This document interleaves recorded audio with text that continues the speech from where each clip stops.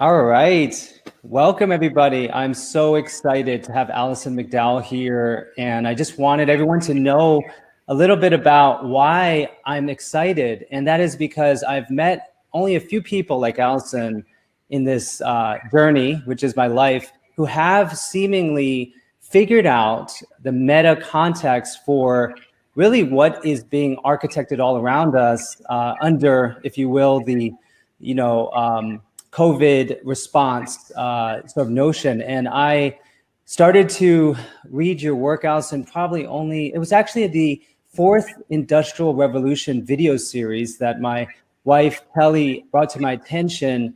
And it just blew my mind and opened up so much context. And so I was so excited to reach out to you. Thankfully, you responded.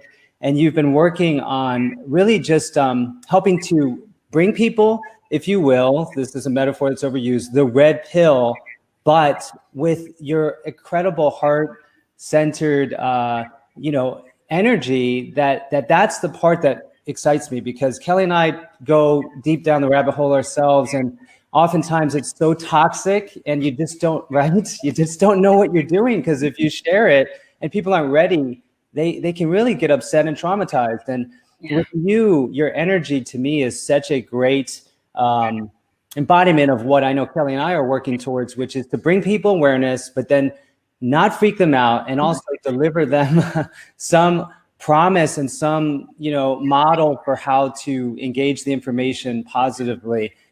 So I'm so excited to have you. Today, we are going to be covering a number of topics, and I think the viewers will very soon see that the best thing to do is just sit back, let Alison take the wheel. Occasionally, I'll ask a few questions, maybe to connect it to our audience. But Alison, I'm just so happy to have you, and I just want you to take the floor here, take over. Oh, well, I'm really grateful. Just by way of background, I'm based in Philadelphia in the United States, and I actually got into this. My background, my training is in art history and actually historic preservation. So I think I have a skill set of doing primary source research and then knitting things together and looking sort of symbolically at things going below the surface of what's actually happening and then connecting it together. So that's the skill that I bring.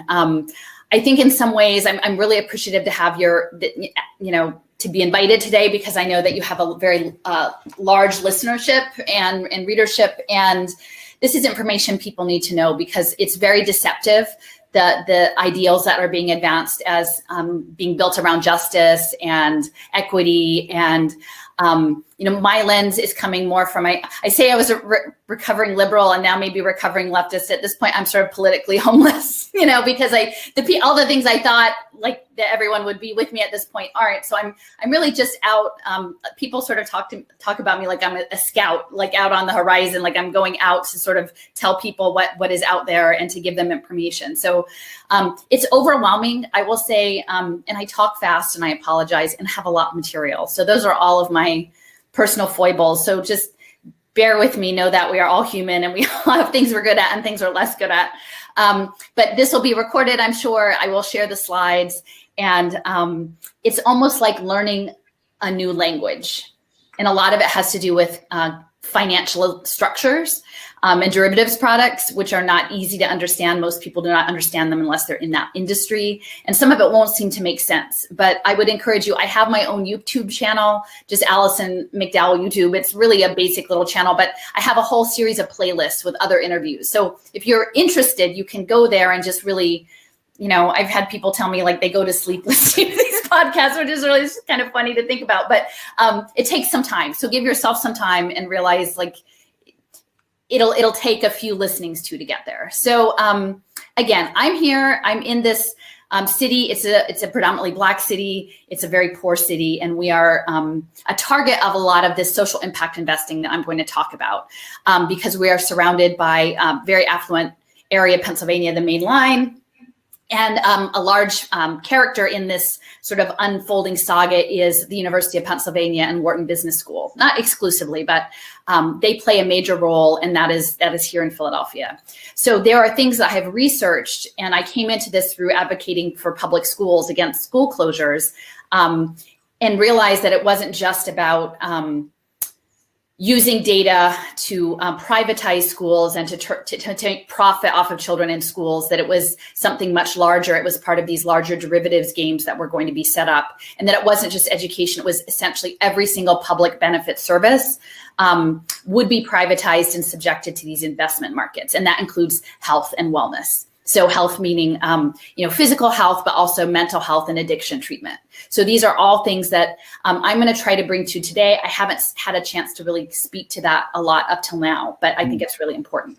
Yeah, so for those who are sort of new to this concept around, let's say first, the weaponization of public health, I know that my focus, as well as Kelly's, has been on helping people understand that, when it comes to germ theory, for example, it's really been weaponized and wielded as a geopolitical instrument. And there are all these reasons why we can see this is happening. You can call it biopolitics, a way of controlling, the masses. And we can also look at it from the lens of profit. But what the piece that you have brought to the table that's so powerful is understanding, again, the datification, commodification of humans and human behavior, and how that works with these social impact investments, and then how it gears into sort of the AI world that's descending on us. So I just wanted people to understand that there's a really key missing piece here that you're bringing to the table, that while at times it's like a lot of data and it sounds really obscure, just hold tight, because I think it'll start making sense, especially when Alison does the presentation. Yeah. And I will just say too, if people have not seen the film, The Big Short, which is a film that sort of outlines how the last global economic crash happened with the real estate and the mortgages and these asset-backed securities, that is a really helpful, because it's a very educational movie on how that all happened, and to understand the culture of these trading houses and how it works. So, understanding just in the framework that the next Big Short futures market isn't just toxic bundled mortgages, but is actually going to be debt, public benefit debt tied to human beings and children. And so it is, I think, in very much, we are in this moment of like sacred and profane is sort of how I'm framing it is. And I do feel that it is a spiritual engagement. And, I'm sort of a conduit for a lot of information. I'm not, I'm benefiting from amazing teachings from many people, both spiritual teachings and guidance. And also, I will credit largely, just upfront, I want to mention Joseph Gonzalez, who is the first person I ever met in the weird interweb world who understood the implications of a blockchain smart contract in financial investments. So he's spent 30 years career in AI and gaming and blockchain. And so we've collaborated a lot, and we have a whole webinar on that. So that's another piece that I'm excited to have you speak to throughout this presentation, because there's so much exuberance around the blockchain and cryptocurrencies like Bitcoin, and the dark side of that, I think you're really bringing to the foreground. Why has institutional money now shifted the narrative where now it's all investing in this sector? And there's a shadow to that I know you've helped to bring to light. And then as far as the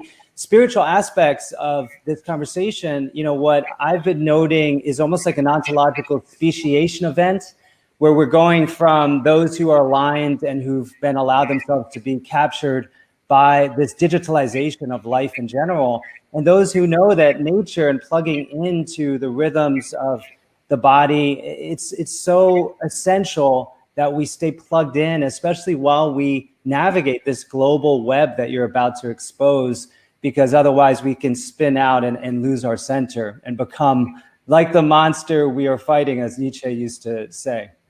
Exactly. And my other framing that is somewhat unique, I think, I'm hoping will catch on, but I'm in Philadelphia, and so we're the home of the Declaration of Independence and the Constitution, and I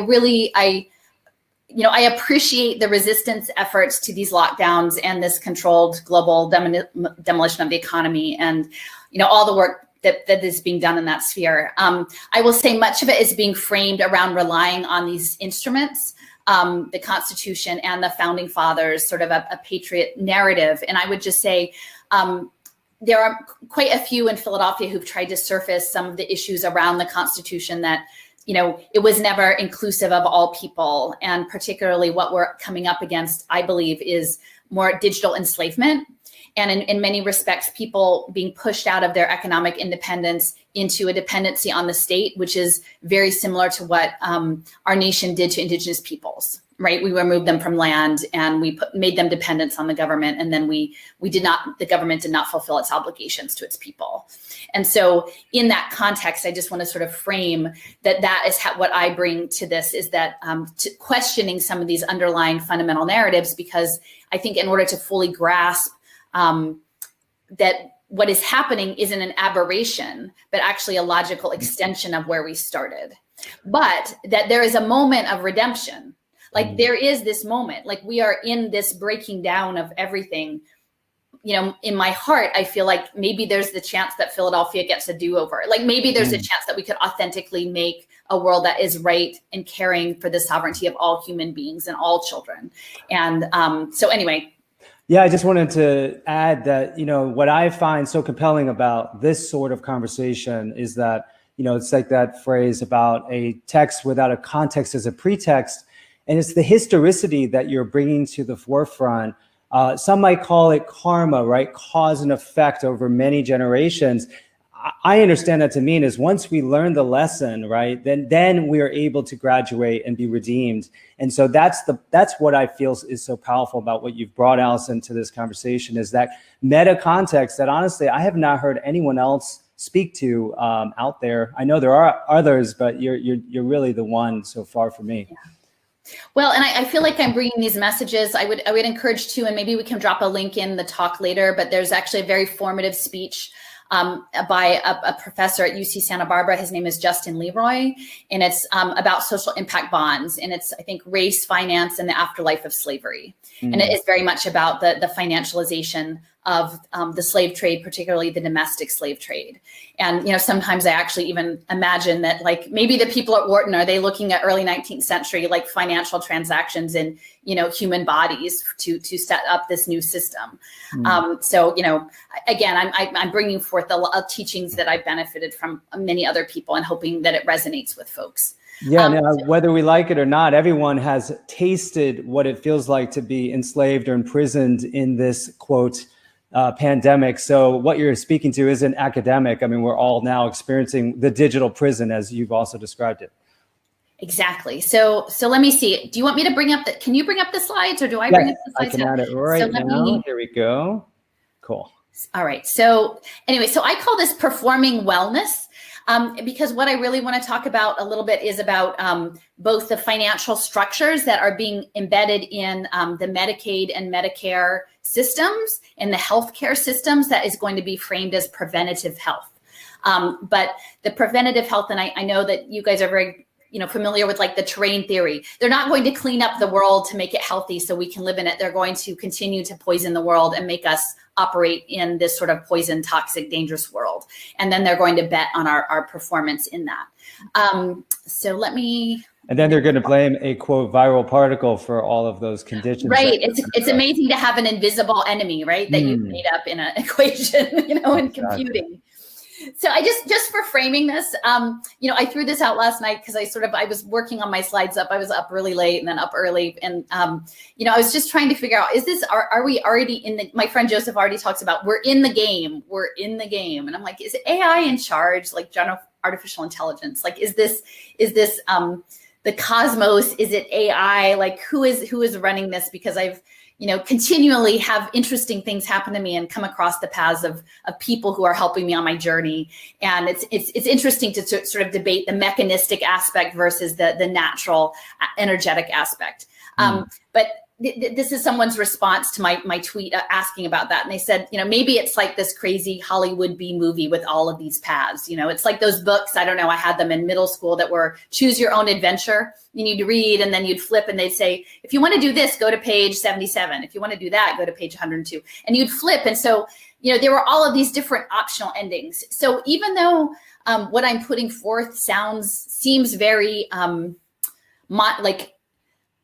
it seems like they have all the cards, I really don't think they have all the cards. And I do believe that in my heart that the creator of the world would not want us to all be wiped off the planet and turned into batteries for a matrix of an AI. I don't believe that ultimately that is how it will go.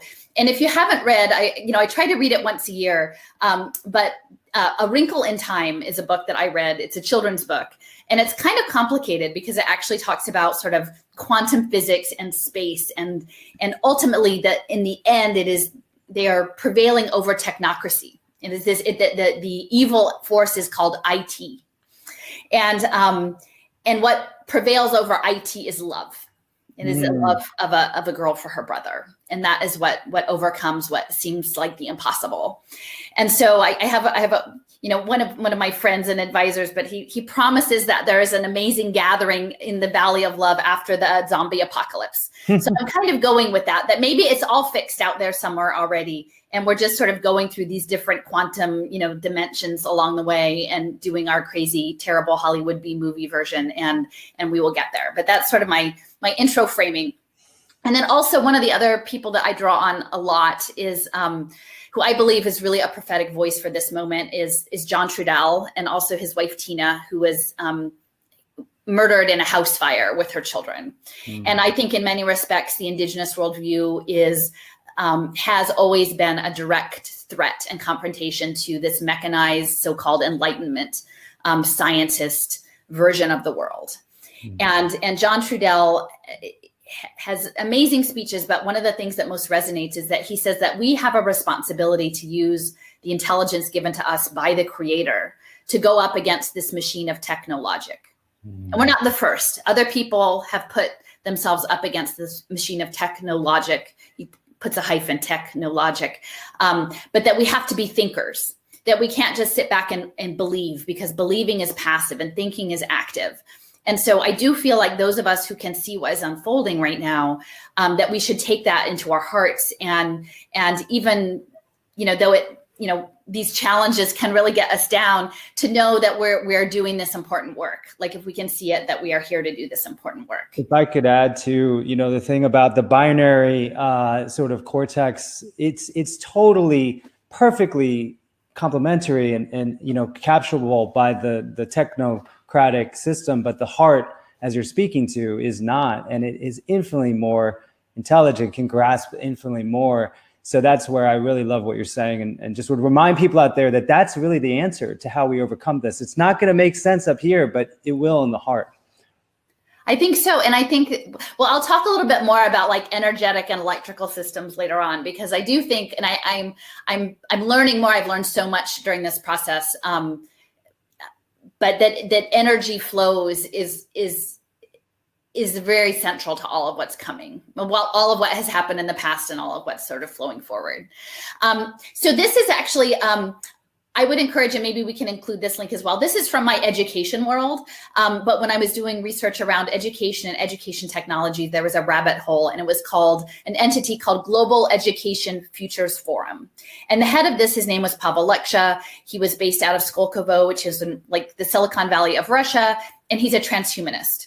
And so they had developed with individuals from all over the world, very influential. The one for the United States, his name was Tom Vander Ark, and he had formerly worked for the Gates Foundation. And they created a lot of infographics sort of anticipating what education would be like moving forward. And so this is just a screenshot that clips out a piece of one of these maps. But you can see, I've circled this new models of human capital investment. So that is an indication of these new human capital bonds that have really been in the works somewhat since the mid 1990s. But now that the technology with the blockchain identity and the 5G, it's ready to come on at scale. But you can see even above, there's like this prenatal university, like prenatal education. And I want to emphasize that so much of this that is coming is based in genomics and bioinformatics, but it is steeped in eugenics. Okay, it is steeped in this idea of controlling people's lives based on their DNA, and the sense that you can engineer someone to be an optimum human, that is something that these individuals with all of this demented power feel like that they have the right to do that to people, either through digital technologies or potentially nanotechnologies and bioengineering. So the framework of both enslavement and indigenous erasure is really important.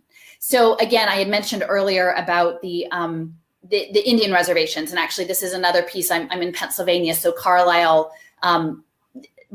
residential school, which was essentially these schools where they took children, is right here. I actually took my family there, but it's still on the grounds of the Army War College. Right. So this war against Indigenous people continues to be waged, and it has this long legacy. And so I know a lot of us are talking under lockdown about concerns about food security, right? Controlling the food source. And that was one way in which the government, like when they put people onto these reservations, made promises about annuity payments that they could eat. And then they would deny them and withhold them. And this is an individual who had said, that they can just eat grass, that the Lakota can eat grass. And what ensued after that was actually the Dakota, they called it the Dakota Wars.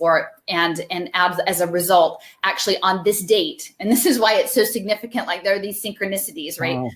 Wow. On this date in 1862 was the largest mass execution that was carried out in Mankato of the Dakota, who had defended themselves and their families from being trapped on these reservations, on these concentration camps, essentially, by the US government. And that was authorized by Lincoln. So when we understand this history, that's why I'm sort of trying to surface this, is that we are doing this work now, not just in the effort to protect ourselves and our families and our communities and future generations from the prospect of potentially being fundamentally shifted into transhumanism or synthetic biology but that we're actually doing this work for the ancestors, right? For those who went before who did not get justice. And that's what I try to bring. And if I could just add real quick, Alison, is that we reported recently on the CDC having a page on their site that talks about confinement centers called green zones that would be set up for high risk COVID populations. And, arguably that wouldn't just be for those who are elderly or, minorities, but who haven't taken, say, for example, the mRNA vaccine or haven't subjected themselves to these tests that don't actually work. So, it's not like there isn't a parallel occurring now because perhaps we've never addressed our history, as you're saying. So just right. Yeah. And I mean, there was a political economy built on empire, right? It was our domestic empire through various broken treaties, fraudulent, of acquiring the land to roll out this nation, right? And to the detriment of those individuals, there is an economic reason behind it. Now we are seeing an economic reason that the billionaires are looking to build a world of fourth industrial revolution that's run pretty much by themselves and their robots, so that they can have a resort of the world with very few people. And so there's not a need for people on the land anymore to be doing labor, to be doing industrial manufacturing, to be being teachers and doctors. They're going to put most of that online, and they don't care if a lot of people die as a result. And that connects into Agenda 21 and the removal of people off of land into sort of mega city regions. So, it is very consistent with what's playing out. And I just want to say, like, this visual for me, I spent some time in South Dakota on Lakota land this summer, and I was seeing spider webs all the time. There were these amazing, I spent some time trying to work on making a garden there. And one of my first days I was clearing, they had plowed or cut the grass, and we were creating beds. And I left my glasses, and there was some trash that had blown in because it's very, very windy there, and it doesn't go away. So it gets caught under the sagebrush. And so I was picking up sort of trash after the grass had gotten mown, and I didn't have my glasses on, and I reached down in the grass, and I thought it was something like a Brillo pad or some fluff, like a cushion fluff or something like that. And I realized it was like a bazillion tiny baby spiders there in the grass. And like all throughout that, I would water in the dusk, and it was all of these little ground spiders. So, For me, it's a lot of it is how do you talk? They talk in symbols, right? They use symbolic language, they use symbolic visuals. And I want to use these two images to sort of convey through the course of my talk, the people who would like to bet on our lives and control us and put us in little confinement so that AI can learn how we operate and learn us and limit our lives, restrict it into these tiny little spheres, like we're all, sitting in our little rooms. That is this crazy pathway. I think it's somewhere in Spain. It's like the world's most dangerous path. And they'd like to keep us isolated and keep us on the pathway. Now, they can maybe say we can go fast or slow on their pathway, but it's their pathway and we can't get off. That is the version of the world that they're trying to impose with blockchain identity. And what I'm saying is that there's a beautiful natural universe of represented by the spider web, an interconnection of different paths and the ways in which spiders actually also consume their webs and then respin. And so to me, in my mind, that if we're aspiring, like keeping in mind an aspirational goal, it is more towards the interconnected spider web of our lives connected with others, having multiple paths and multiple options and multiple redos, right? Because we're all human and we're going to fail, and we shouldn't be stuck on a path of that sort. That's where they want us. That's where the AI wants us. So in January, I actually went down to Dallas and Tulsa to give a talk to some friends about blockchain education. And my friend Lynn, who's wonderful, and we were in the car on the highway in Dallas, and I'm like, I'm trying to figure out how to tell people what this is like. And I said, the best I can imagine it is, I said, imagine like we're in a mixed reality video game, right? Like a Pokemon Go, right? So it's like a video game, but it's also Pokemon Go. It's in the real world. And it was set up by these, business people, the Ivy League, because we're supposed to respect them because they have fancy degrees. And these Ivy League MBAs, they've put up the money for this game. But it was actually built by state surveillance interests and defense contractors, because much of the gaming and simulations world come out of defense contracting in Hollywood, right? So that's the PSYOP piece. So they're like, we can brainwash you. We have really sophisticated technology. We're going to put you in our game. And then that game runs to make money for these hedge funds, that is not money that benefits people. That is money that concentrates wealth and power in the top tiniest percent and then leaves everyone else dispossessed. And so they're going to put us on in the game, and then they're going to place their bets on if we will perform the right behaviors. And those behaviors are going to be aligned to the United Nations Sustainable Development Goals, of which health is number 3. So good health, that is one of the behaviors, that's goal 3. And then as we play the game, we will be given this digital script. That's the digital cash wallets. And the corporate state. So this is the state, but it really is fascist. This is your government run by Google and Goldman Sachs.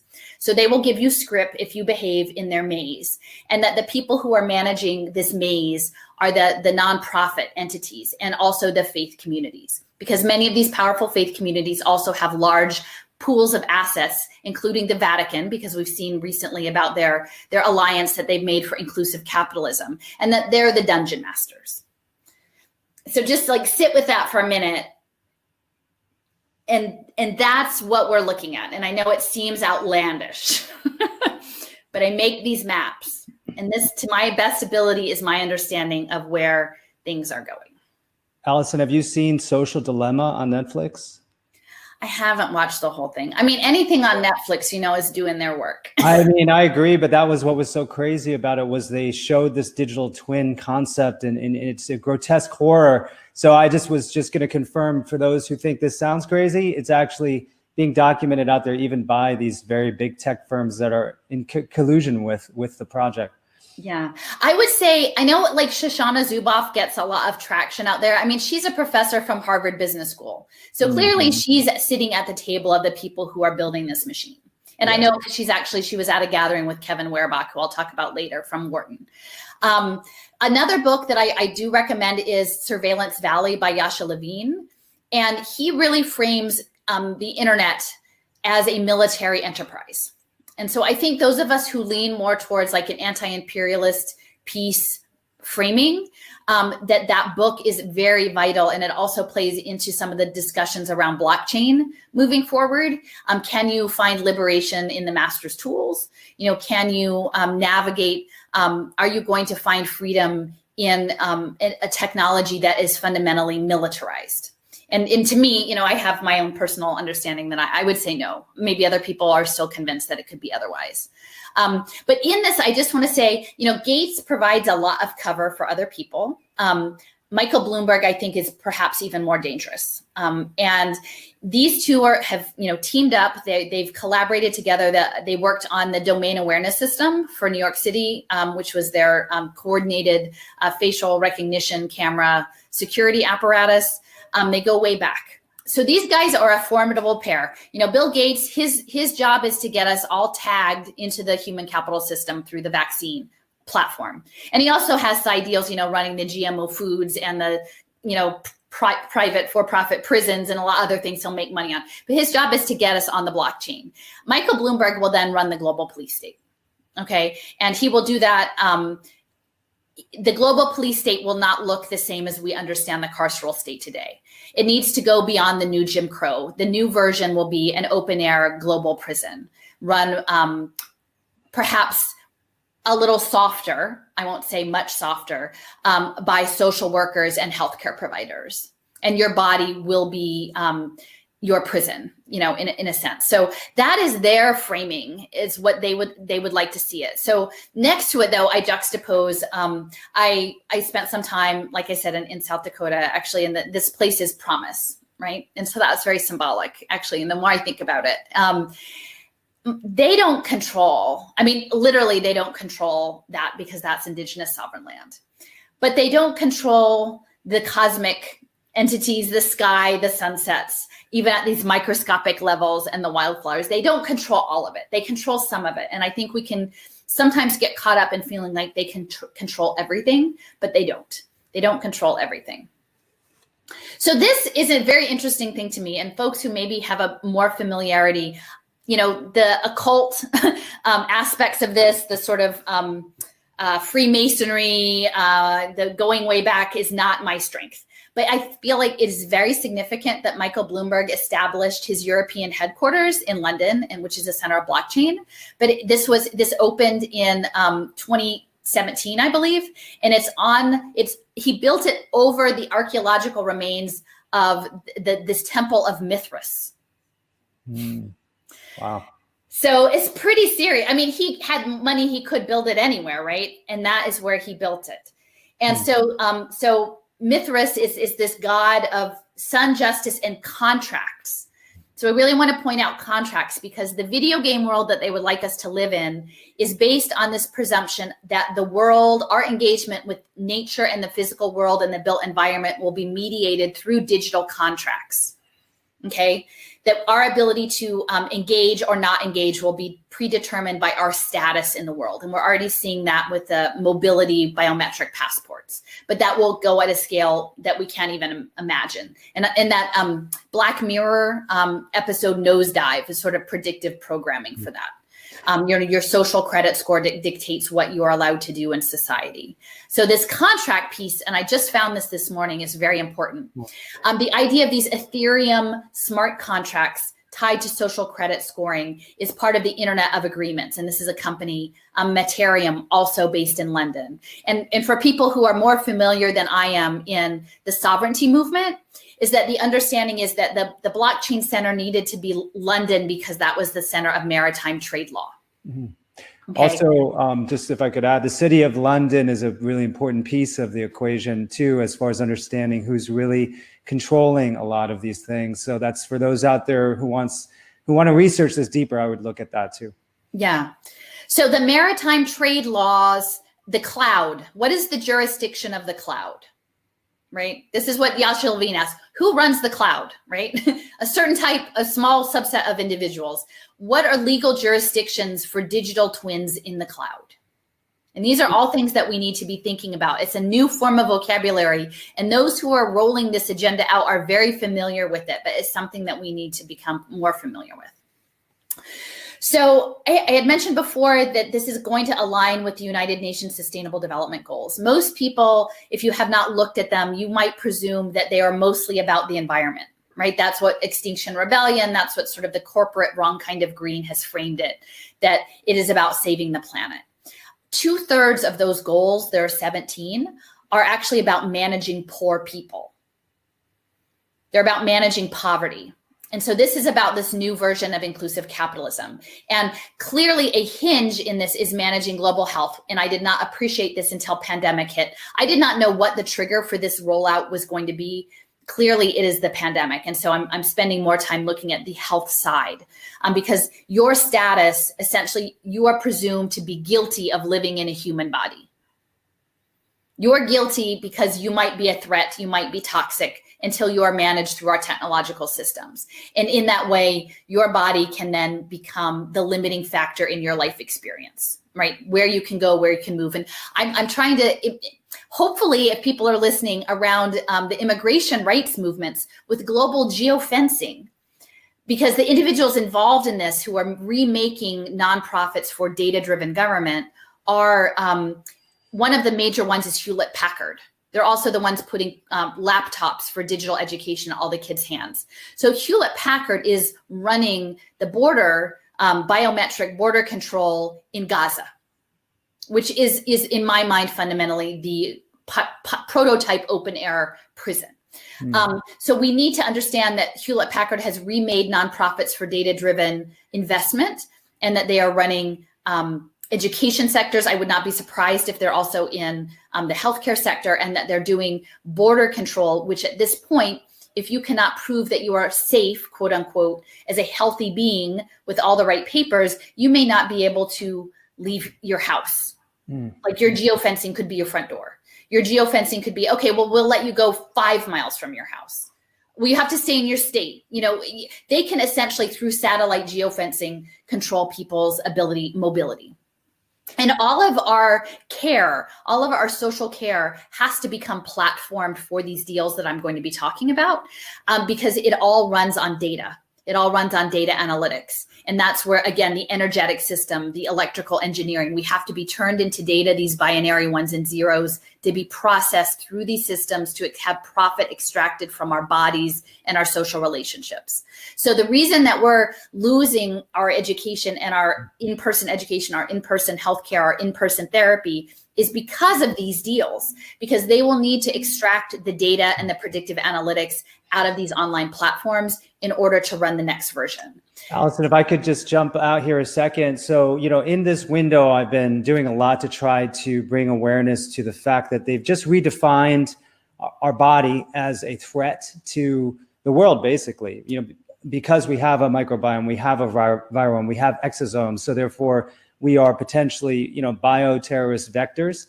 So the piece that you're bringing in is so important, which is in order to, you know, roll out this new surveillance era where they're penetrating into the body.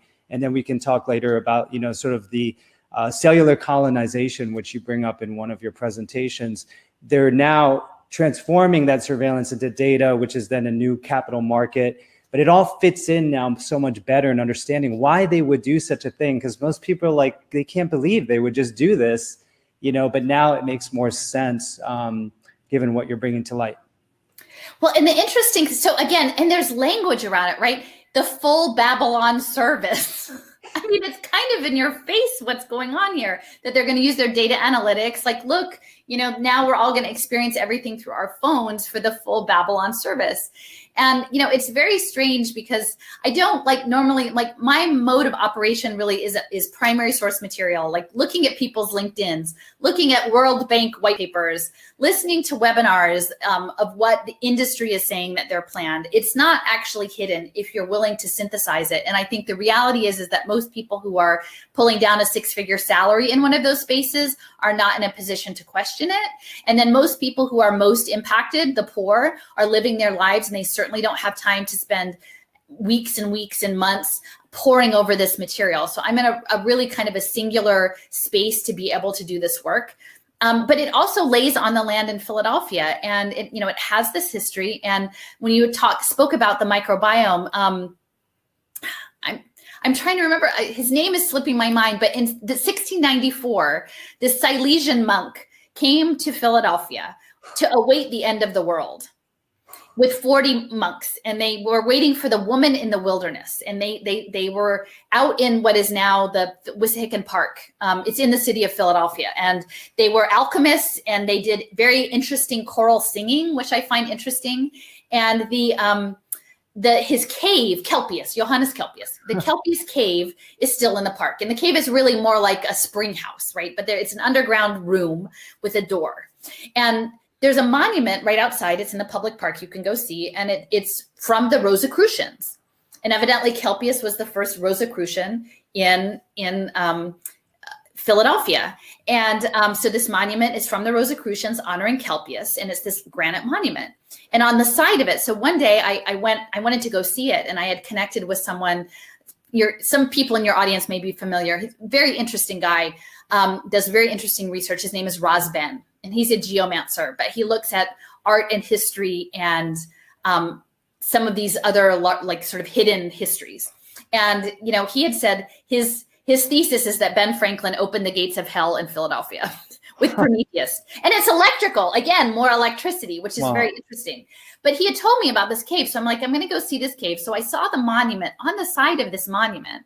And maybe someone can help me figure this out in Greek, written, not in spray paint and not inscribed, but very carefully in Greek. It said Nephili. Nephili? Like as in on the side of this monument. Okay. That's because in these bloodlines that control the So world. Nephili is a myth. It's a Greek myth of the cloud goddess. And Ixion had lusted after Hera. So Zeus turned this cloud nymph into a twin of Hera. And then she was raped. And from that came the centaurs. And a lot of times now they're talking about cyborgs, that it's better to call them centaurs. And then later, like the twins, there was famine, there was the seeds failed, the crops failed, and the ram with the golden fleece came to save the twins. But there's this interesting connection of Nephili between twins, clouds, violence, hybrid beings, children taken. But then if you actually look up, the NIH, the National Institutes of Health, just created a software platform for mapping the microbiome called Nephili. Oh, no way. Really? Wow. Yes, that's what I'm saying. There are these overlaps of like history, symbol, signs, but last fall, Penn, which is Ben Franklin's university, just did the first human CRISPR trials.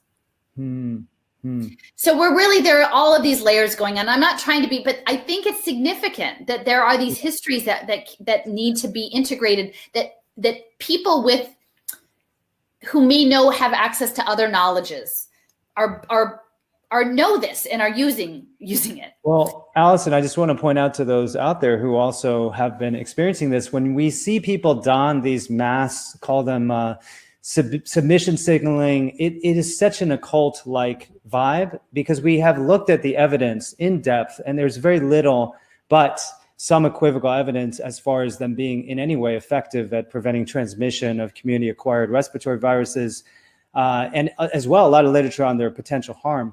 So the fact that they're being forced on everyone, this is such a seemingly, occult phenomena. So anyway, it's a lot of like spells. I mean, early on when I was doing this work before the pandemic, I said, I almost feel like I need like a background in semiotics, because they use language in ways that they say one thing and mean another. And so if you don't know their true intended meaning of how they talk about things, you will be totally misled.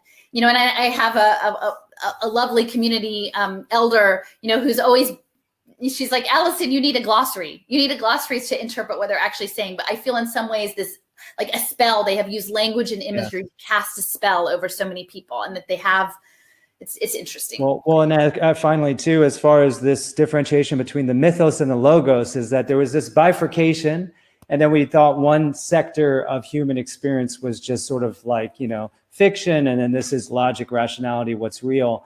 And I think in this window, and what you're bringing up with some of these mythological threads, is that they've always been connected. And you just look at the etymology of some of the words that they're using, and you can start to see what the true intention and meaning really is. So. All right, zoom back down to central banking. So it's important to know, like, if people are like, I don't really know, really human capital bonds? Yes. So this is from the San Francisco Federal Reserve. They are very much in the lead on developing this space. And now it makes perfect sense to me. It really just sunk into me last night. Stanford was the epicenter of developing social innovation. And much of it was also connected to engineering and business analytics and wearable technology. Okay, so if you imagine that the global digital prison run from space is going to like control your body through wearable or ingestible or implantable tech, that the fact that it's the San Francisco Federal Reserve that is setting up these bond markets that will turn you into data and harvest your data, your life force as data through these different devices and required behaviors that will track your compliance to these assigned pathways, that it would be coming out of the San Francisco Fed. And Ian Galloway is a central figure in this. But it comes earlier. This is Stephen Rothschild collaborated with an economist at the Minneapolis Federal Reserve in the mid-1990s to create the concept of essentially a performance-based government contract. They will change up the names. It used to be social impact bonds, development impact bonds, pay for success, pay for performance. Ultimately, it is about a government contract that is tied to data. The payment is incumbent on a certain data outcome being shown. So these human capital performance bonds happen. I made these little, my art is kind of, basic, but I was trying to explain this to people, these social impact bonds. And so I made a video about 2 or 3 years ago and just trying to lay it out visually. But it's important to understand that all of this is advancing on austerity. It's all advancing on global austerity, both austerity of people's personal budgets and deep debt, but also austerity in government. Because what's coming, this sort of techno-fascism, relies on the idea of a public-private partnership. If Amazon paid taxes and our government had money to take care of people's needs, people who are in need, whether it would be their health or their housing or their education, we would not be in this situation. So this is sliding in. This has been in the works. As I said, Stephen Rothschild and Art Rolnick were working in the mid-1990s. There's been several decades of austerity that have teed all of this up, and it's central. And I will frame this. This is a racialized endeavor. This is coming after all of us, but it's a program that runs on poverty and trauma. So the people who are first up and who it's being prototyped on are Black and brown people and Indigenous people and dispossessed people and refugees. Okay, so it is sort of the global North going after the global South and also going after the poor of our country. So can I add something, Alison? So Sure. Here in Florida, I read the 52-page document on how they're going to distribute the COVID vaccines, and they make it so explicit that they're targeting minority groups under the false auspices of them being underserved, underprivileged. So everything seems so inverted, but just to confirm what you're saying, it's very targeted to those groups. Yeah. And then, and this is, to me, if we understand that what we are up against is in the near future, a sublimation of humanity into some cyborg, transhumanist, neural web, hive mind scenario, it actually, like the differences in some of the identity politics stuff, if we're willing to come from a heart space and we're willing to actually understand the history of it, but it's a unifying opportunity. Like nobody wants this stuff that's coming. It's a billionaire's project. And then some people are deluded because they're getting a salary and maybe they think that they're going to be kept out of it. But essentially what's happening is capitalism is moving into the virtual world and taking everything else with it and turning us into digital twins in the process. And so if we can just communicate that to people, they want to use the partisanship to divide people so that we're fighting each other instead of looking at Davos. They want to push everybody, like every single element that would identify, like, whether it's, women, Black, brown, Indigenous, religious groups, they want everyone to be divided. And what I'm saying is in any box that they would like to put us in, because they want us in lots of boxes, and I'll show you later, they're the Skinner box. They would like to keep us in boxes, that no box has all the good people or all the bad people. And so my task is, bad being, in quotes, I guess, but our task feels like it is to be able to pull the people who are coming from a space of love and caring of humanity and nature, the natural world, out of the boxes so that we can face this challenge that's coming. Mm-hmm. So yes, the public-private partnership is central to this program. So the government says, we don't have really the money to do this, or we're not feeling like it. We're going to outsource it to a nonprofit and investors. You can front that money. And this is going to be I'm going to spend a minute with this. this is the social impact bond structure. Essentially, the entire construct of pay for success finance is predicated on using data to predictively profile individuals and communities into being future burdens on society. Okay, so the idea of this structure is that every person is a burden. Some are more of a burden than others on society, and that has a cost attached. Okay, so it's based on data, it's based on machine learning, it's based on profiling, whether or not and a lot of that data in the AI is racialized and wrong and bad data. But they're going to do it anyway because they're the ones running the game. If they can come up with a quote unquote solution in the framing of an evidence-based, that's their language, evidence-based program. Sometimes in the healthcare space, they call it value-based program that has data to show that you have you fixed this person, even preemptively. Then essentially in this space, this reduction. So say this is incarcerated people, which is a huge cost offset. It's based in carbon credit trading. There's this huge cost offset. Whether this cost offset is prison, this cost offset could be the payments to manage people on Medicaid who are diabetic. It could be the cost offset of underemployment because people are depressed. This is the burden. You're predictively profiled, and they say if we fix you, we've saved you all of this money. Aren't we wonderful with our nonprofit evidence-based program that's backed by investors? Can we just have our money back? And we're just like a little slice of this for our profit. We don't need a lot. Just give us a little bit. And then look at all of this that you've saved. You've saved a ton of money on your own, and we'll just take a little bit.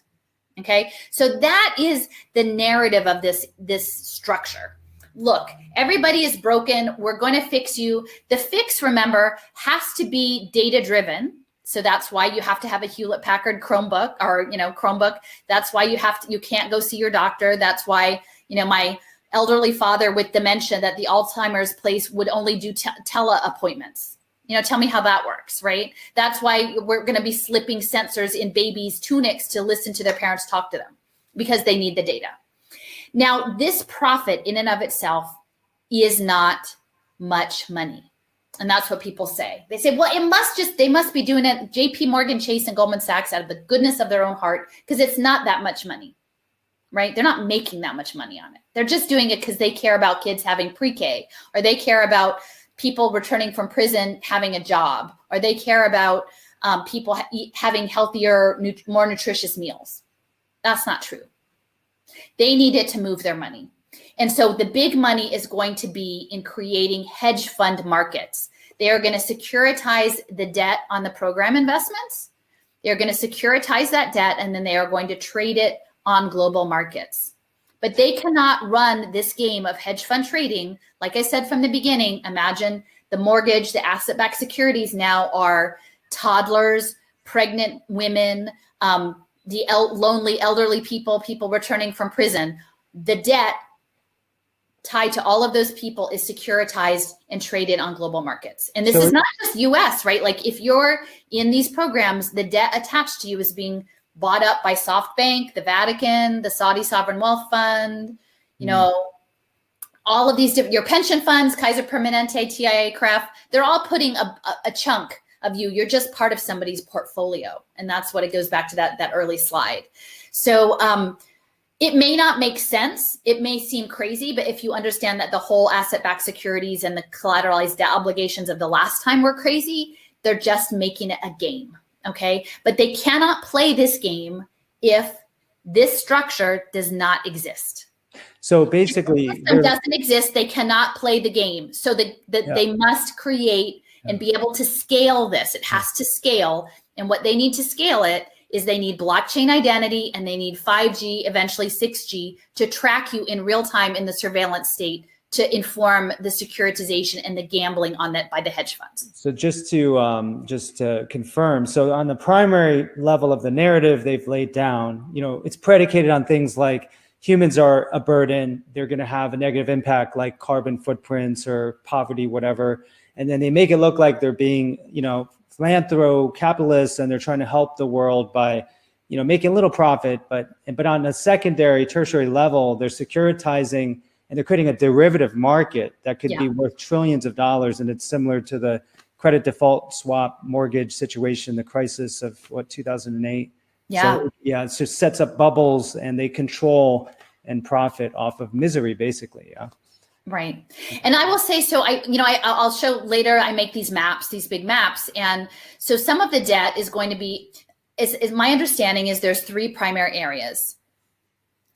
There's the education and lifelong learning, reskilling training, right? And we're seeing that happening now in New Jersey. The governor, who's former Goldman Sachs, has set up career impact bonds to reskill people pushed out of work into jobs to build the global police state. They're going to be doing smart energy, big pharma, and coding, okay? And that debt, not only the debt for their training, but their wraparound services, right? If you need housing, if you need help, your childcare, if you need therapy, you're going to create these income sharing agreements that will garnish your future wages under contract. And ultimately, the goal is that will all be done on blockchain, on the ultimate ledger. Okay. And going back, the history again, this is doctrine of discovery. This is the papal bull saying you can come if you're not Christian, if you're black and brown folks, we can take your bodies and your stuff. But all of that maritime trade was carried out with double entry bookkeeping. Okay. That was the rise of double entry bookkeeping with the maritime trade to keep track of all of it. The new version is the decentralized ledger, cryptographic decentralized ledger is blockchain. Blockchain identity is the next iteration of that. That is what's coming, and that is why all of the big accounting firms globally, Accenture, Deloitte, and KPMG in particular, are all over this stuff, because the accountants are going to be checking the books on the human capital bonds. It's important to know. Okay, so this is just a visual that I had, and I know sometimes we talk about like Fordism and post-Fordism. Like, to me, this is this advanced manufacturing car factory line. And if you imagine that, where it used to be that there were people putting together the cars, now it's robots putting together the cars. That if we are human as human beings, and nature, there's also an element to this, because the Sustainable Development Goals also have nature in there too. So but for this, human beings are broken, are in process, being optimized for, life. On these pathways, which is this line I showed you before, that, the cliff walk, you're on this assembly line, you're being assembled, you don't have your own autonomy, you can't get off the assembly line. And these evidence-based programs are managing you, okay? They're putting you together, taking you apart, whatever. Like it is these automated systems that are tied to nonprofits. And on all of this infrastructure that is being set up as stakeholder capitalism, under the framing of pay for success finance, it's the hedge funds that are going to come out on top. So just kind of keep this visual in your head.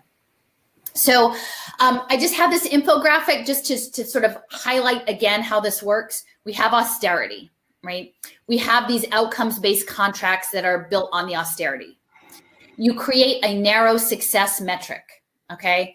So maybe the success metric for the investment is that, in diabetes, that your glucose level drops, or your body mass index changes. In education, it was that children who got pre-K didn't need special education. It could be that you gave an unhoused person housing, and then their employment metrics were improved. You have some measure of improvement, but it tends to have to be something that you can put on a dashboard. It has to be data, and has to be something that can be scaled. So often the metrics for success might look good on a dashboard, but they do not materially benefit the individuals being managed. Because if you create a global investment market in poverty that is profitable, you have no incentive to stop poverty or misery. If it's profitable, you will just manage it better. So the investors provide the front for these services, which will also be medical services. And those will include wearable technology. We talked about the debt securitization. People are monitored to get the data. And that is where, seriously, in the health tech, MTech, telemedicine is going to be huge, because a lot of it will be screen-based, but increasingly we know it's going to be wearable tech and potentially implantable tech with these biosensors. So that we are living in the panopticon for these deals. And the power and no amount of good behavior in these deals is going to make Jeff Bezos's money come down to poor people. It's only going to make Jeff Bezos more money. It's only going to further concentrate the money. In these deals, they are structured that they have a third party review them. So that's what makes it legitimate. Oh, we're not cooking the books. Look, we had a third party look and they said that the deal is good, that we met our criteria. The data looks good. Well, in this case, in the case of social impact bonds in Santa Clara County, California, there were 4 pilots. There was a pre-K, an early literacy, a mental health, and a housing. And those were connected to the University of California, San Francisco system and the hospital system there, the mental health and the housing. That data was actually reviewed by Palantir. Now, Palantir is Peter Thiel's company. He's behind PayPal. So again, digital, all of these systems are going to run on digital script, but also, Palantir is about Department of Homeland Security, ICE, and predictive policing. Okay, so now Palantir's got their hands in your data if you're an unhoused person needing shelter. So and then we find out if the deal is paid or not, and then the cycle goes around. I just want to zoom out for a moment because there is a couple comments that definitely I can connect to, which is, first of all, this one slide, what you presented in just the past 5 minutes, is just so important that this being recorded to me feels like some great accomplishment, because people could dig into this for weeks and start to really see the whole. I think for many people, it's a bit overwhelming as well. So I'm with you there, but it's a good overwhelm. Like I know that you're doing this, you're connecting the dots for us. But I just want to give some people some thoughts to connect this back to, I guess, the original topic, which is that if this sounds obscure and it sounds hard to grasp, consider that Klaus Schwab, who's the chairman of the World Economic Forum, he was part of the Event 201 operation that some call the Plandemic in New York City in October of last year, where along with Gates and Bloomberg and other very powerful private and public individuals, they went ahead and said they're launching this operation.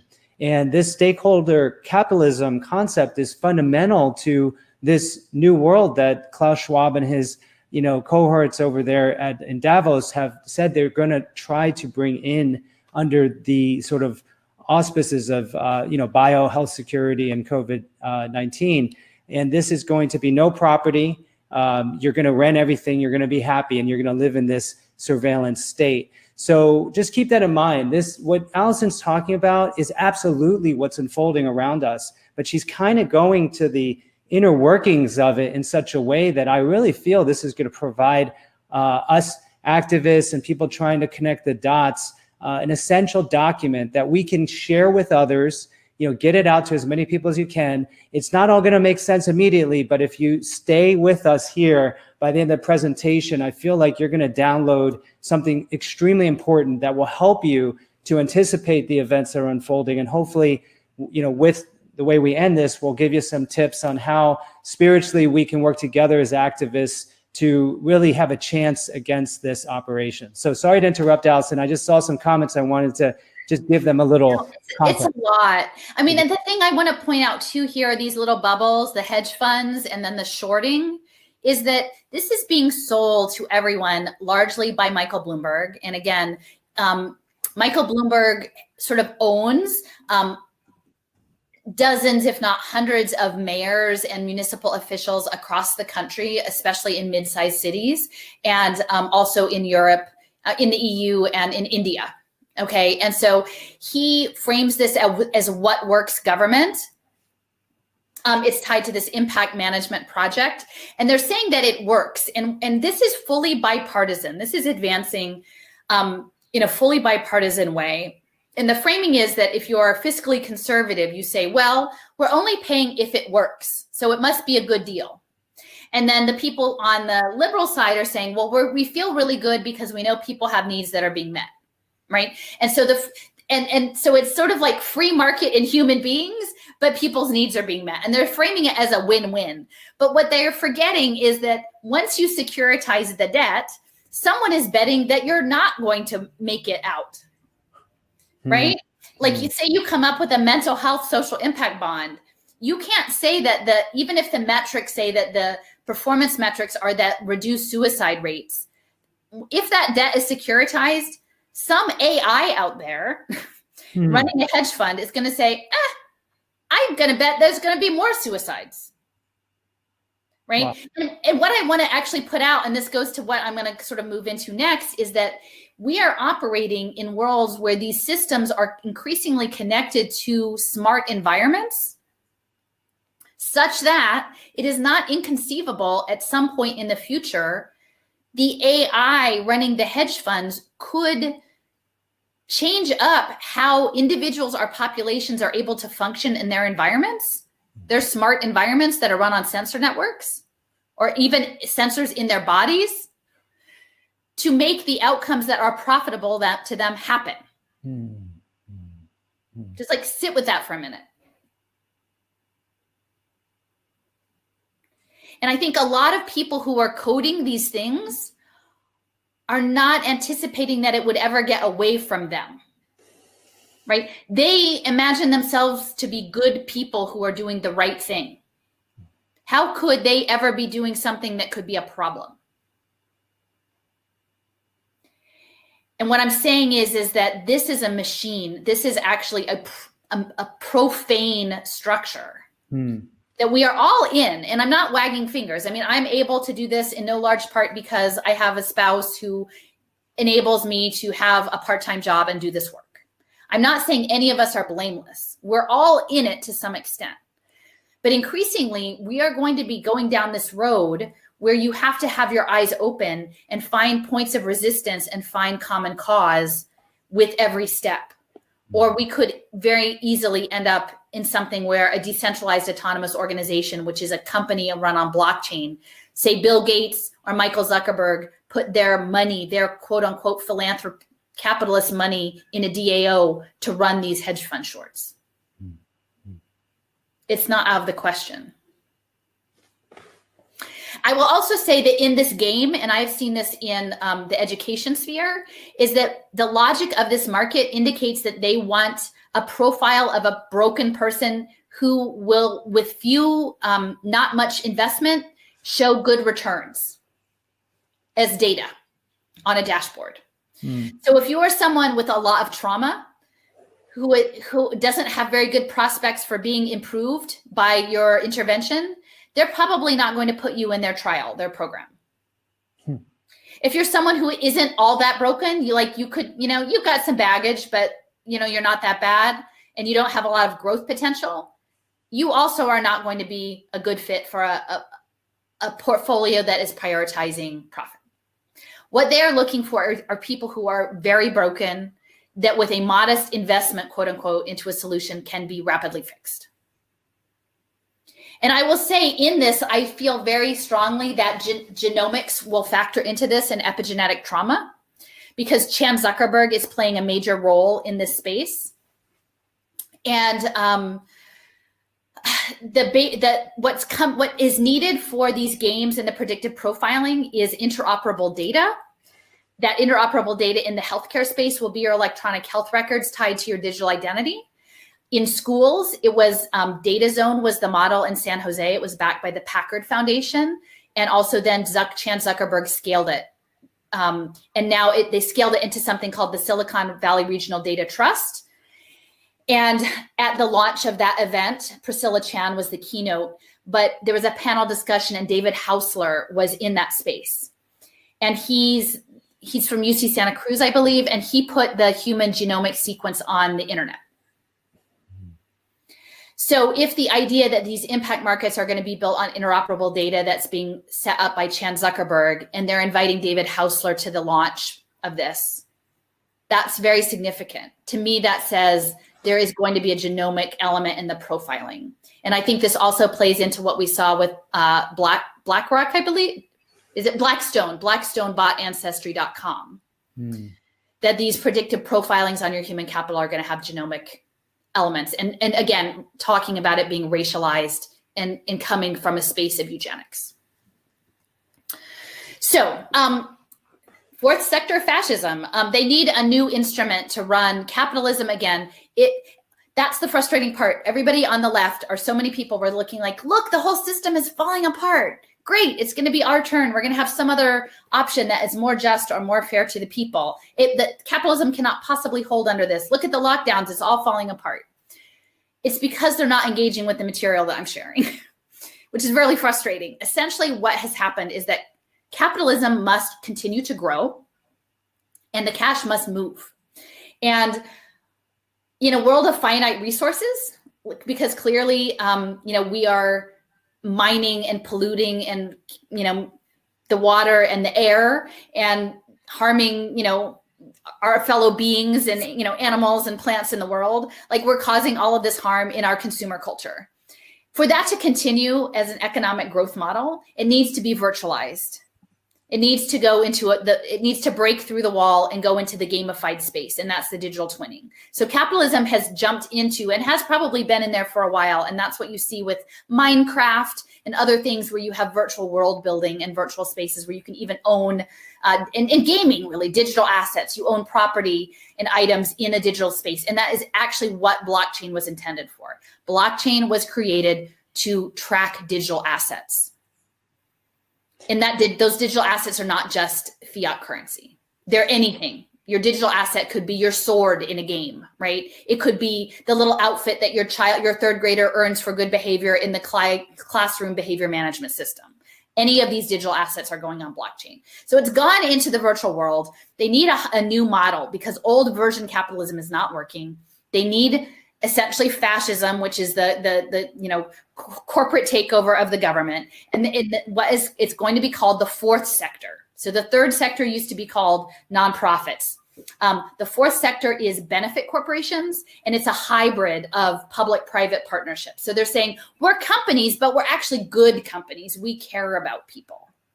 Well, that's the narrative. They're saying they're companies that care about people, and it's framed as like Ben and Jerry's, right? Like, we're going to do shade-grown coffee and fair trade textiles, but that is all a veneer to essentially cover over, to provide, to mask a very deep level of government takeover of the public realm, private takeover of the public realm through these contracting systems. And you can see here's Pope Benedict in 2009 is already saying, like, here's the Vatican, like the Vatican's involvement in inclusive capitalism. This is nothing new. This is just the next phase that's going. So, sometimes I talk about it not just as techno-fascism, but theological techno-fascism, because again, it is based on the doctrine of discovery and faith-based enterprises, not just Catholic, but all faiths. Anyone with any faith community that has a lot of money running through it is going to be captured in this new system.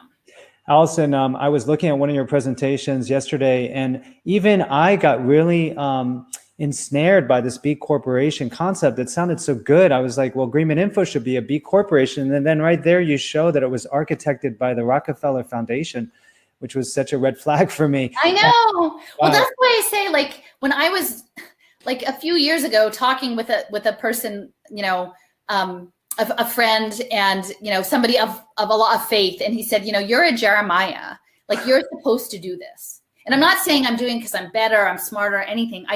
There are too many things that have happened in my life to put me in a space to see this thing that I'm supposed to do it. And part of that is this situation in Philadelphia, its connection to Wharton. The B Lab, the Benefit Corporation Lab, it's based in Berwyn, Pennsylvania, which is the main line, which is just outside of Philadelphia. And I like to go see these things because I'm a landscape person. I actually like to see them because you can, if you like, nobody knows your dog on the internet, right? Like, you actually have to go and see it.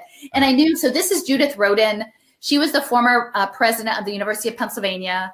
Like, again, remember Ben says, Ben Franklin, open the gates of hell in Philadelphia, and Penn is his university.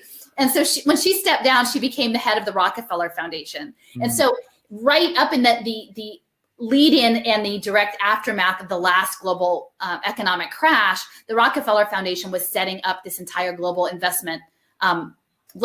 investment network, the stakeholder capitalism game. They needed the new game, and the Rockefeller Foundation was going to set the rules of the game. Because if you have a game, even if the rules seem nonsensical to most people, as long as everyone playing agrees, the game goes on. Wow. So a trusted authority, needed to set the rules of the game, and those would be the impact metrics. And that is what B Lab was set up to do by the Rockefeller Foundation, was to create the social impact metrics for this next game. So this is not free market. This is stuff that was seeded through capitalism programs. It was seeded through sneaky government programs to make these investment markets work. They would not be sustainable on their own. The other piece of this is, so I will say too, the B Lab, I went out there to see it. The main line is actually a rail line, which is interesting because rail and empire, there are a lot of connections between the domestic empire and the takeover of indigenous lands tied to trains. And around the world, that trains being used to take over land and property from the rightful owners of it. And I do think that the broadband and the 5G is the next train. Wow. There's a great book called Empire's Tracks about that. So it's interesting that the B Lab is on this train line. Wow. Quick question. And actually, it's a sad little building. It's like an old train building, actually. It's not very fancy. Like to see it online, it would look super fancy. Wow. And, it was like the picture window with sort of a tattered, awning over the door and dusty, disused floral vases in the window. And then when I went and I looked at the post box, and it actually said they share the building with the Exton Dog Show.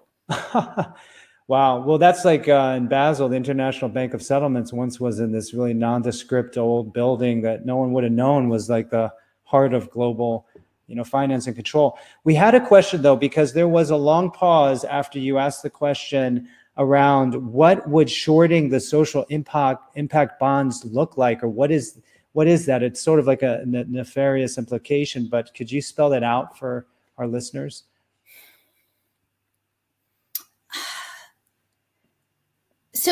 So I have like a document from the Kauffman Foundation and Ready Nation saying that they're the plan is to securitize all of this debt. Right now, there are only pilot projects. There are like 20 in the country of these social impact bonds. I mean, there's way more pay for success programs. There's like probably hundreds of those. They haven't been able to securitize it yet because they haven't been able to scale it. Okay. You can't securitize a handful of deals. If you understand the way that like the mortgages, they said thousands, like if you, in the opening scene of The Big Short, the new guy at the company, the guy says, go figure out what's in those those asset-backed securities, those mortgages. And this new guy, he's like, but there's thousands of individual mortgages in those deals. And he's like, yeah, I know. And so we don't have the thousands yet. And so, I don't know exactly. I mean, I don't know if it's elimination of people, if it's further enslavement of people. And I don't know that they all know exactly how it's going to go either. But that's what they say that their plan is to securitize this next level of debt. Yes. So I'm just here to say, I hope none of this is going to happen, and they can't scale it, and blockchain is not scalable, and there's not enough energy to run it and whatever. I hope none of this happens. But I'm here to share with you what they're saying so that we can be prepared. Because I know a lot of people in this space are going to be working in places and have family and different things that have connections into this machine. Well, and if we're not willing to question and say, should we really be putting babies on blockchain? That doesn't sound, for what purpose? Who has the power in this equation? Like, that's what I'm trying to do. Well, I feel like you're so ahead of what's coming due to the fact that they are going to try to remove actual physical currency to roll out the central bank digital currency instruments, which are primarily for surveillance and control. So I think that obviously this area is going to it's just going to expand exponentially as far as the data and the control. So I think you're helping us see that future. I would say one other thing that's interesting to think about. So one of the deals that they trot out to say, look, sometimes it doesn't work and we don't pay it. Like sometimes it doesn't work.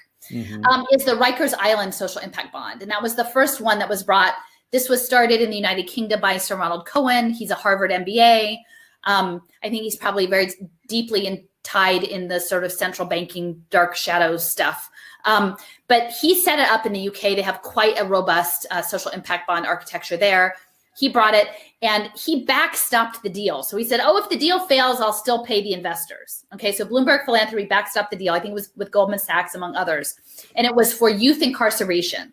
So the cost offset was that they would not be reincarcerated. And again, this is all based on the understanding that being caught in the judicial system is something solely of an individual's choice, life choices, as opposed to it being a structural program of managing excess globalized labor. Exactly. Right? That's targeting Black and brown people. So they don't, that set aside, they're not even counting that, but they're saying, you know, if we do this program with these youth who are incarcerated, we'll reduce the level of incarceration.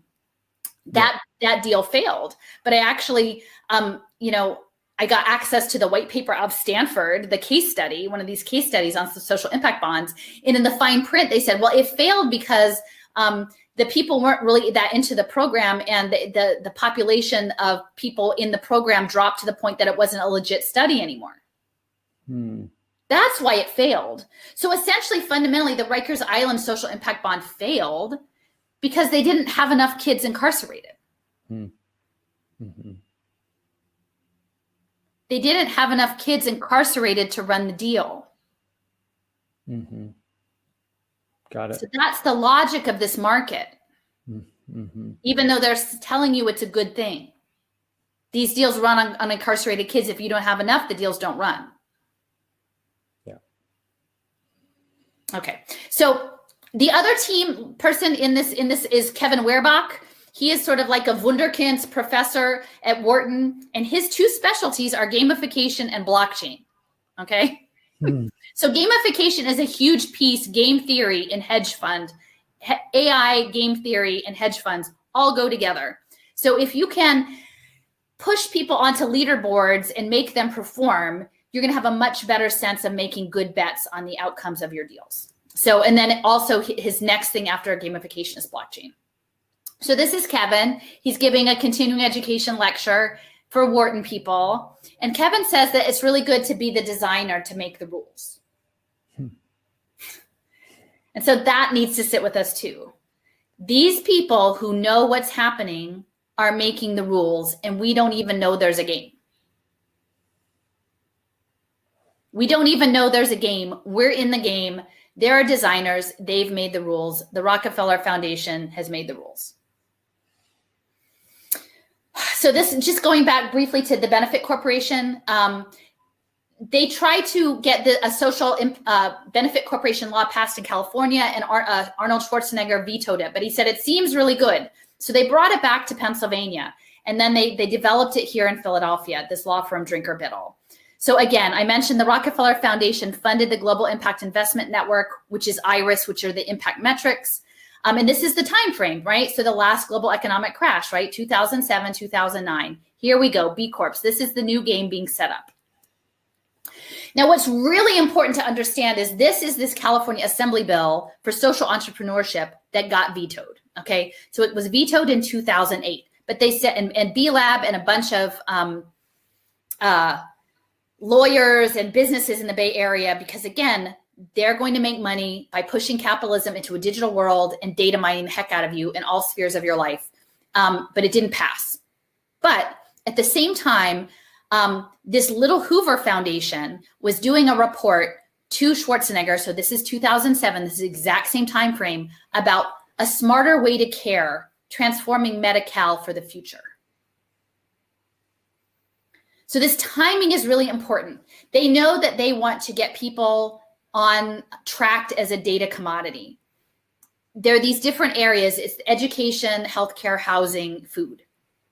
Medicare and Medicaid, it is going to be a raid, right? And essentially the austerity and the single payer, a lot of this was teed up by the Affordable Care Act and the electronic health records. This is coming in under Obama. There's a reason that Obama was Chicago futures trading, Rahm Emanuel, all of that, Zeke Emanuel with the ACA, it's all commodities futures trading.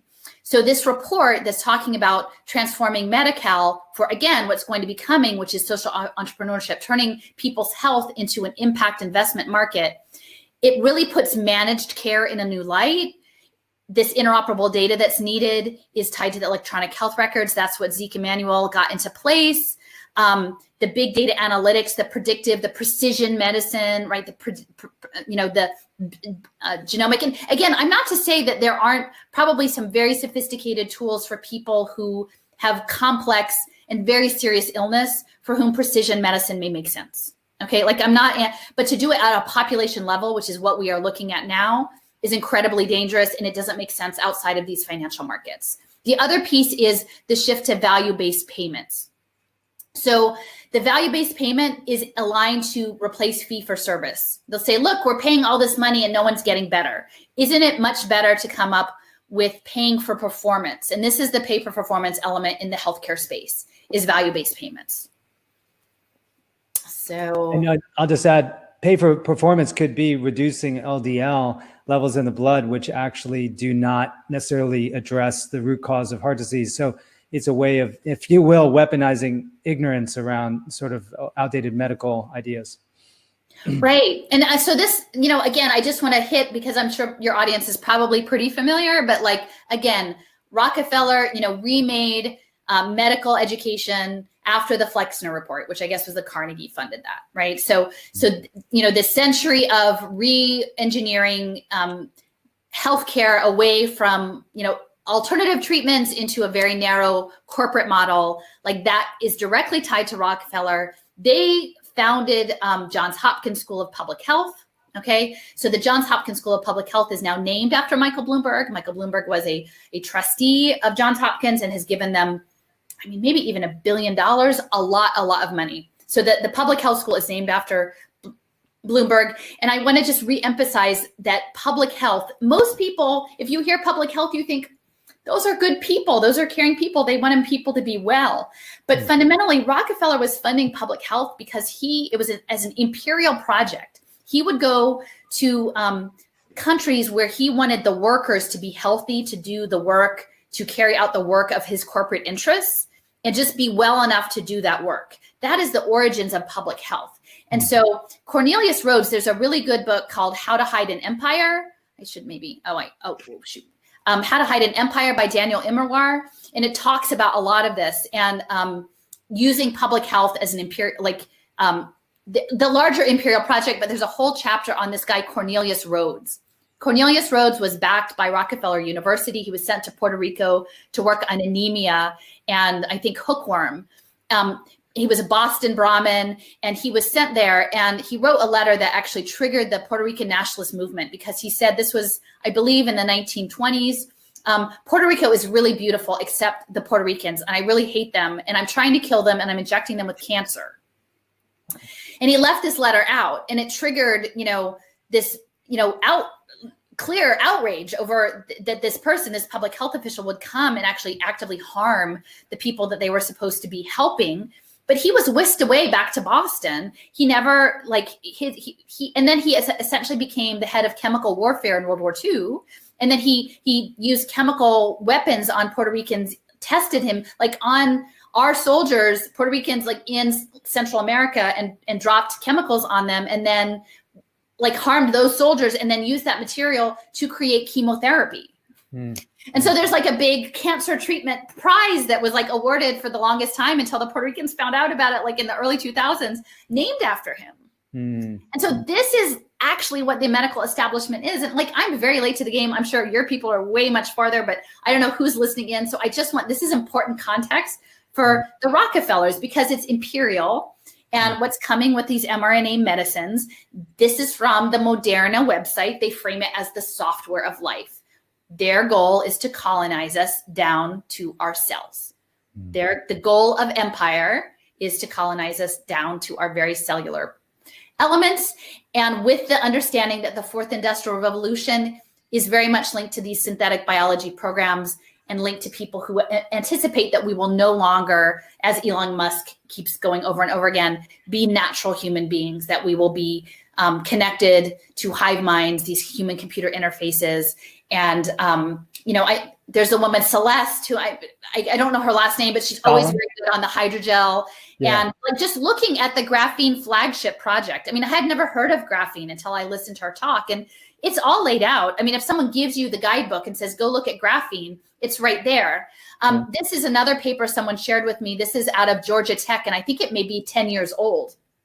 And Georgia Tech does a lot of contract work with the U.S. Army, with the military. And they're saying, talking to Alexa and talking to your phone is not good enough. We actually want to create the bio nano things, pervasive nanotech, where actually our entire being and thoughts are colonized and interacting with nanoparticulates, and our world is completely synthetic and not natural. Point out too that the present mRNA vaccines by Pfizer and Moderna were funded by DARPA going back to 2013, over $1.5 billion. So they're already rolling it out now, what we're talking about here in terms of the Internet of Bodies and the colonization of our cells, et cetera. Yeah. So it's a colonial project. It's a colonial project. So again, it's a colonial project.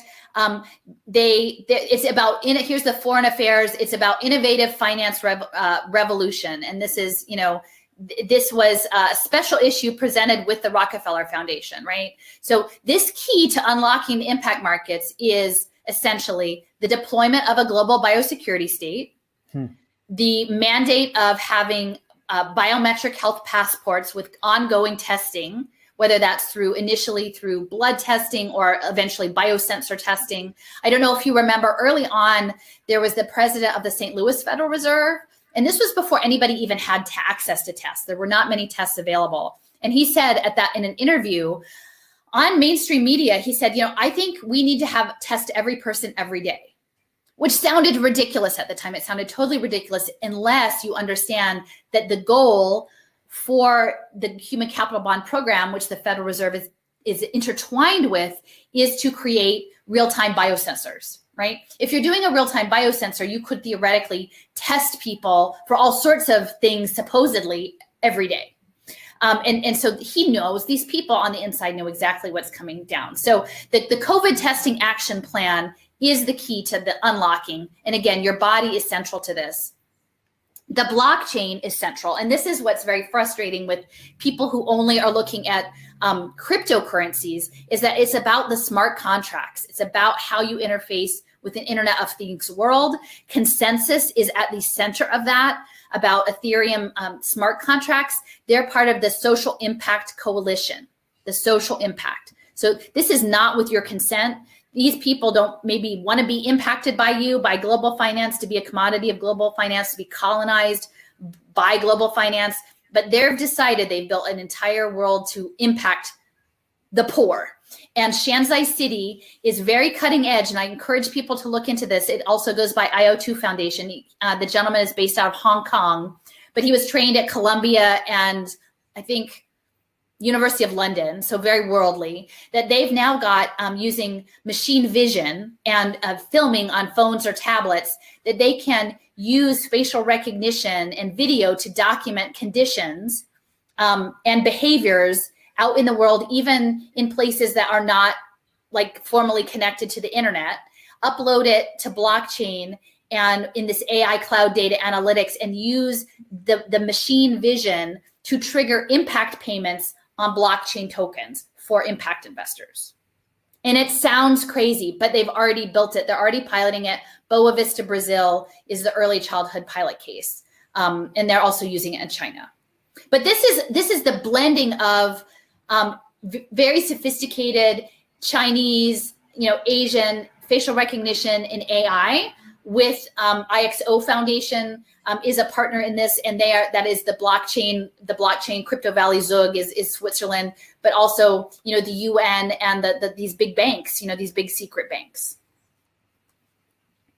And I think, so this is my take on Biden's plan about the COVID testing, is that they already have a pilot in Chula Vista, California, which is a suburb of San Diego. And I'm not 100%, this is from August. This was their plan to roll out cartridge-based testing for person-to-person, face-to-face learning for children in their school district. And it was going to go on a blockchain health program developed just for purpose. This company did not exist prior to this health event. Kahala Biosciences is out of Irvine, California. So these children are already being put on blockchain to go to their school.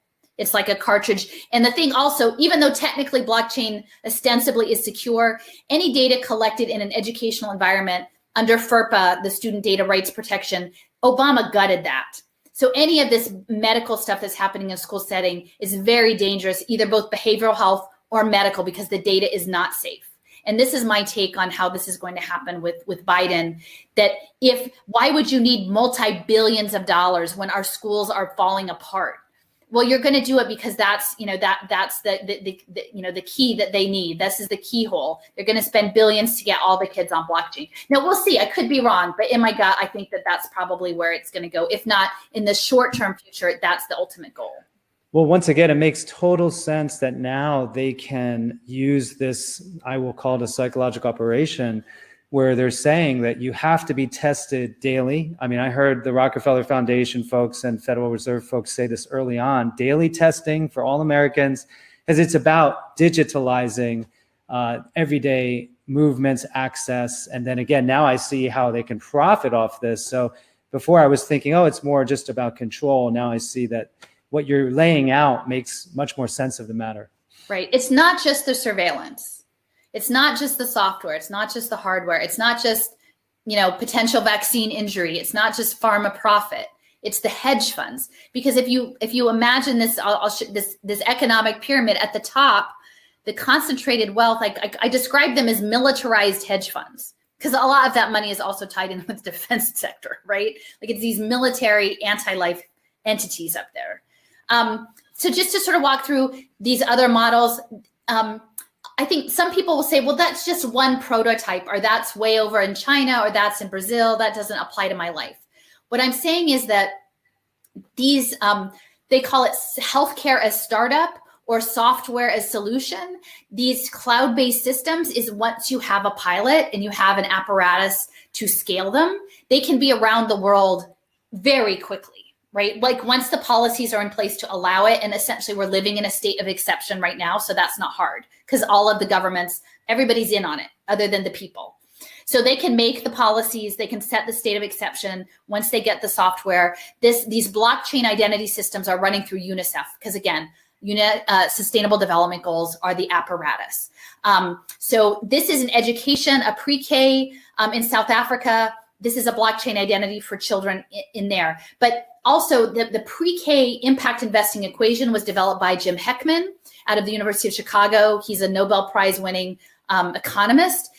He made the equation that was, again, funded by J.B. Pritzker. So again, Chicago Futures and George Soros. So Open Society is funding Jim Heckman to impose this new economic transformation. They said that the rate of return on early childhood education and home visits was 7 to 10% annual rate of return. That's the Heckman equation. You can look it up.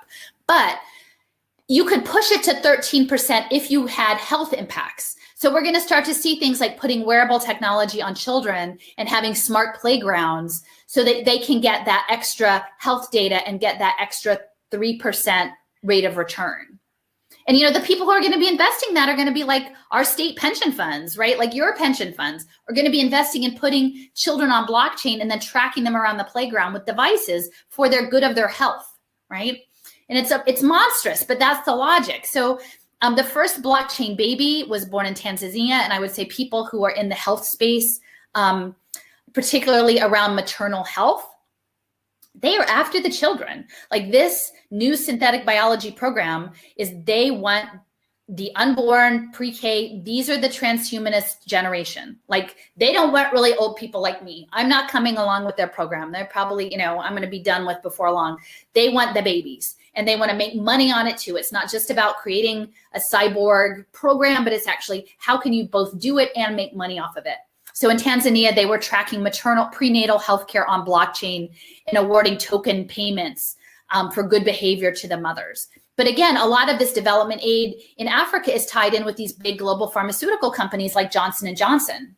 The Robert Wood Johnson's Foundation is a huge player in the space. And again, we know that they are convicted criminals. Like they are convicted criminals of participating in the opioid crisis, and they've been found liable around pelvic mesh and around asbestos baby powder. Like these are companies that have terrible track records, and they're also involved in the vaccine space.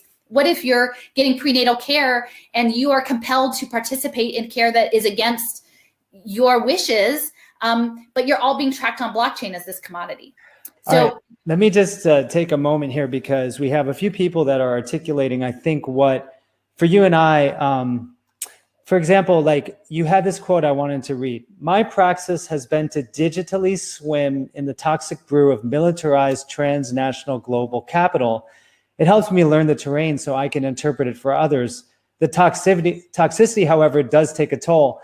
And that's what a few people have been saying is like, oh my Lord, I need time to digest and integrate and get some kind of antidote. So just taking a moment's pause, how much more is there in the presentation? Okay, and then also, because I don't want to rush you, trust me, this is very important to me in the sort of Akashic blockchain of what people need to know now into the future. But can you give some people listening like a sense for what, again, they might be able to do with that information before we go forward? Because it's a lot. It is a lot. So, I mean, to me, it feels imperative to stop the biometric health passports. Okay. Because I don't know what happens once they have that. I mean, and again, this is, we're making this up as it goes along. This has never happened in the, a player in this space is IBM, right? And the Hollerith cards were part of the Holocaust and part of apartheid South Africa. So we've kind of seen how this goes. And,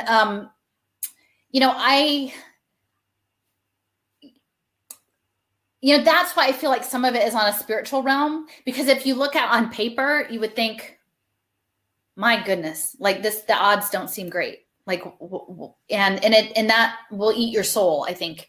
But I don't think that the cosmic universe would want this to happen.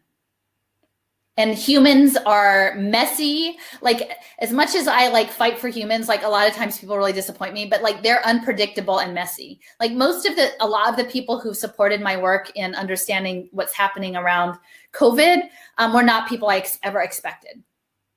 And so I think we have to have faith and we have to be bold.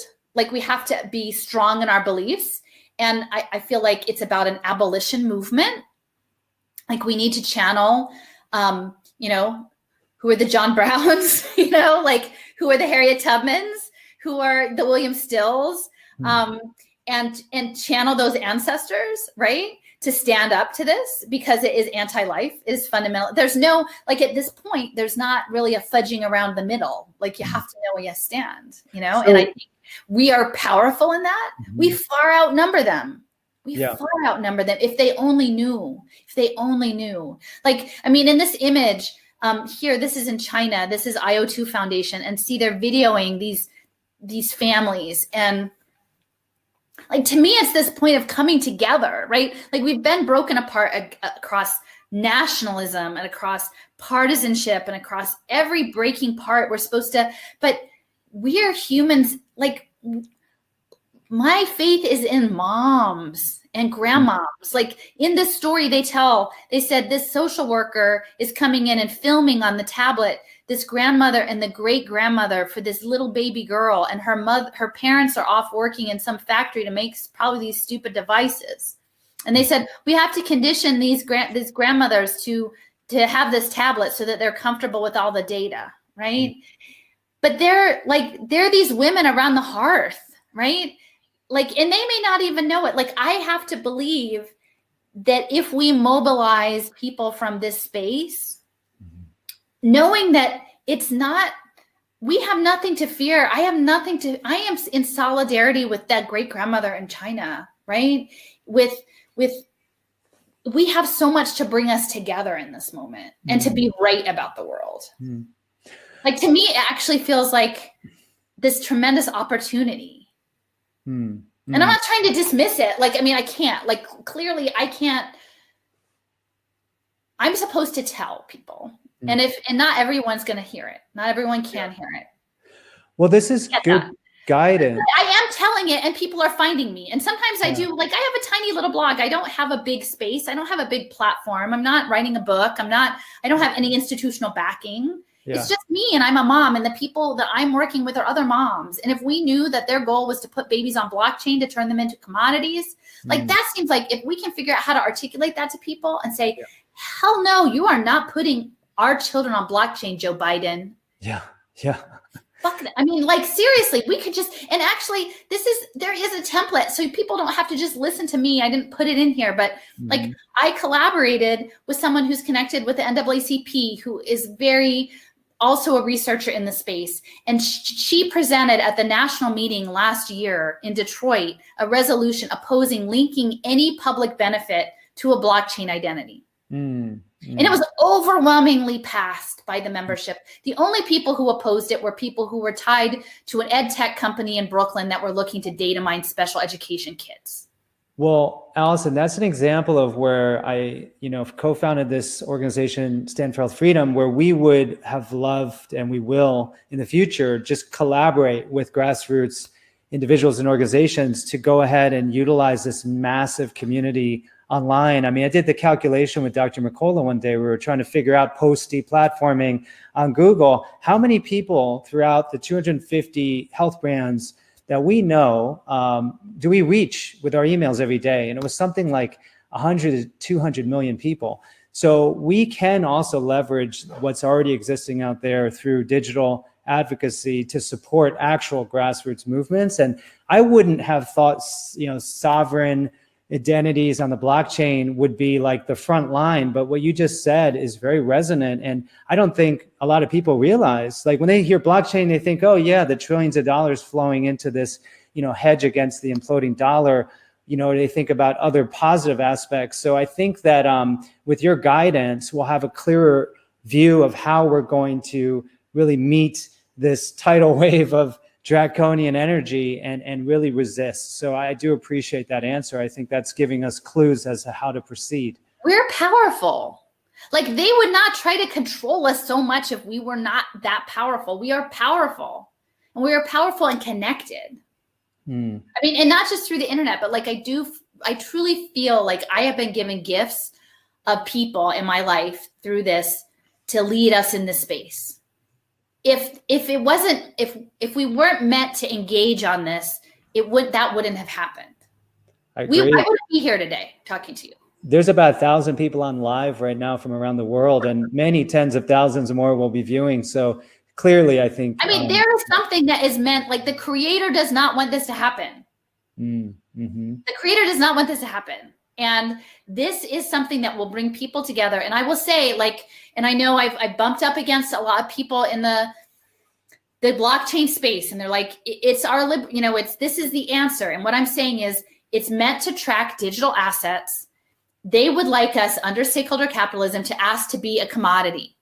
And once we agree to be their commodity, that means we have to live in a digital world.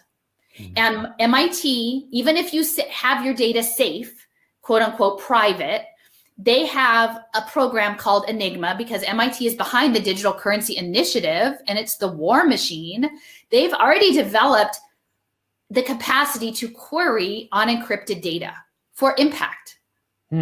So you can keep your little blockchain identity all to yourself. That doesn't mean that MIT isn't going to know you in aggregate and to be able to say, this is this evidence-based medical program, or this is this evidence-based teletherapy. Like, I will say, one of the most shocking things that I did when I was researching someone's LinkedIn profile was finding that the woman who created the crisis text hotline used the data in that to data mine it with machine learning to create customer service support software. Wow. And it's called Loris AI, Loris AI. And I think they keep changing up their website. But the last time when I first looked at it, they said, oh, by the way, the Loris is a poisonous lemur. It's almost like they're in your face with it. So if we agree to a blockchain, have a self-sovereign, quote unquote, identity in the stakeholder capitalist system, that means when we are feeling low, that the only thing that we're going to get is a crisis text line, knowing that your data is going to be running some corporate call center software. Yeah. Well, one guidepost then, or a guide reference for folks, is when they say sovereign or green, they actually mean the opposite. It's just embedded within this dynamic right now of deception.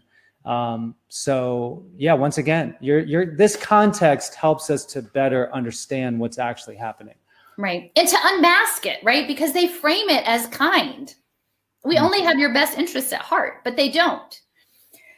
So yes, do you that's mind helpful. if No, please. No, that's all I needed. Trust me. There's just so much. And then if I get it out, even if people drop off, if it's recorded, as long as you're fine. No, that's what this is for. I'm going to go back many times. This is very important. I'm so glad that we are recording it. Just out of curiosity, how many more slides are left? Oh, we're only a third of the way through. I know, I thought so. That's no worries. It'll Keep speed going. up. I don't want to rush you. It'll speed up. But part of it is context. Like you have to set the framing and the context at the beginning. So that takes more time. Then you can go faster. But so all of this is about rating Medicaid and Medicare under this premise of value-based payment and social determinants of health tied to pay for success finance. So one of the pilots for prenatal health and home visits, because they've actually set up, and I would encourage if people are working in like the space for like midwives and doulas, like this technological control of reproduction, is very central. And to me feels very centered on like this sacred profane battle, right? Like the sacred feminine, the life, the birth force. They are trying to contain it in these digital platforms, in these wearable technologies. South Carolina was the pilot for Pay for Success for the Nurse Family Partnership, I believe it is. Nurse Family Partnership. They are all over the country, Nurse Family Partnership. They put a cost on prenatal health. And please don't get me wrong. I am all about pregnant women having support, pregnant women having access to clearly shelter, food, nutrition, good health care. But it is not about them being a commodity. And that is what is coming. So this was actually backed by Google, this pilot program. This guy here, he was the head of Medicaid in South Carolina at the time. And again, racialized. This stuff is highly racialized. The equations coming for this, for education, were built in the Harlem Children's Zone by the Robin Hood Foundation. UBI is being piloted in Jackson, Mississippi by the Kellogg Foundation. The fact that this is happening in South Carolina for controlled women, there's a consistency to it. So Pierre Omidyar, who created eBay and has ties to PayPal, his wife Pam has a wearable technology patient compliance software program. And she developed an app called Goal Mama. And I remember being at the University of Pennsylvania, a rollout from some of these impact investors. And I was sort of being a thorn in the side at one of their meetings. And these academics, I said, you're not going to solve poverty with an app in a way that profits Goldman Sachs. You're actually not going to solve poverty with an app. Like these women are not poor because they just need a better targeted daily nudge on the app. Mm-hmm.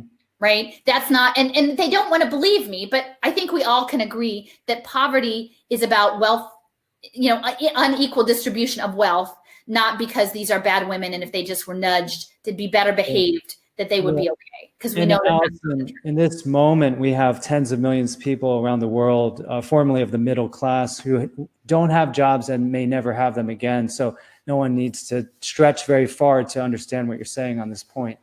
And this is about consuming content about parenting, right? And imagine like consuming, like being a good, well-behaved mother around both healthcare and other things in your pregnancy. So imagine they're tracking your engagement with this. Now, right now, this is voluntary, right? But at what point does it become, you check into the hospital and they're checking your social credit score to see if you can take your baby home.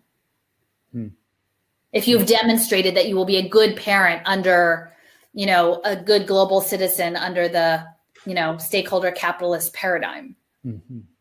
And I don't think this is a stretch. This is stuff that we really need to talk about because clearly, as I mentioned before, centered on this, if you look at what they did to breaking up indigenous families, right, and Black families, both, right, through enslavement, that was the central feature, was using people's children as weapons against them.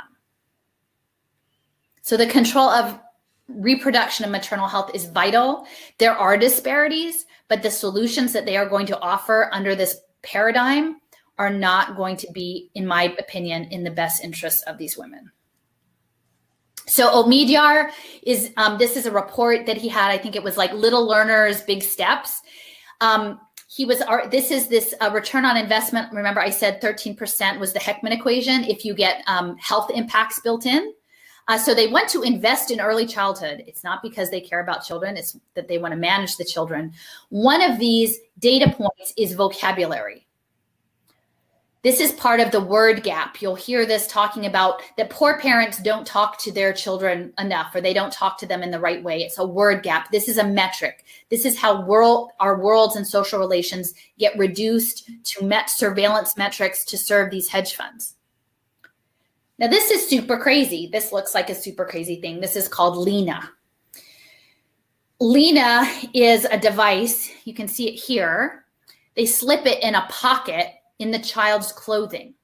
Now imagine whatever radiation that's being pulled off of that tube.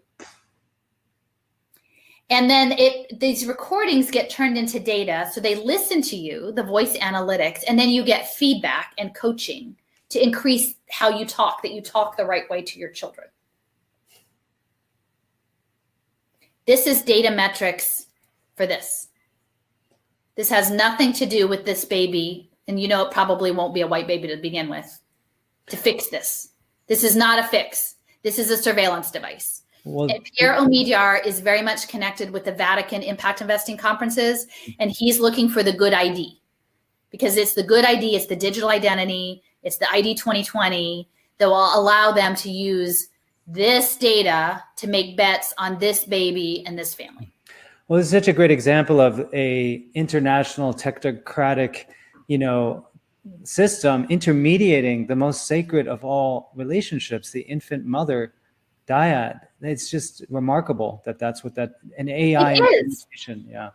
I mean, and that's what I'm saying. If people actually knew these pieces, no one in their heart, I believe it. I mean, with maybe very few exceptions of crazy sociopaths, would think any of this is okay.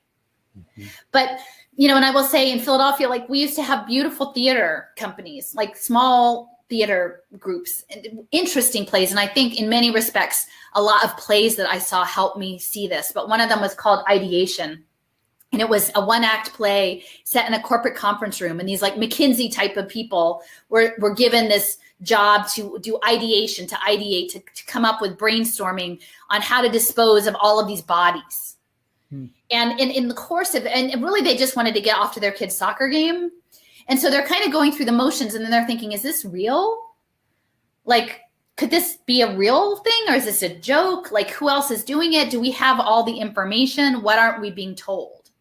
And I feel like for so many of the people who are have been raised within this machine and this establishment, like you're afraid to question. You're given a tiny slice of the picture. And if someone tries to pull back and like pull the curtain back wider, like there's a tremendous hesitation, because if that curtain opens up, it's going to change your life in ways that are just almost unimaginable. And so people are holding, and I think that's part of the spell that is being cast. Like people are holding so tightly to keep the curtain closed, because once you open it, it all falls out. Mm-hmm.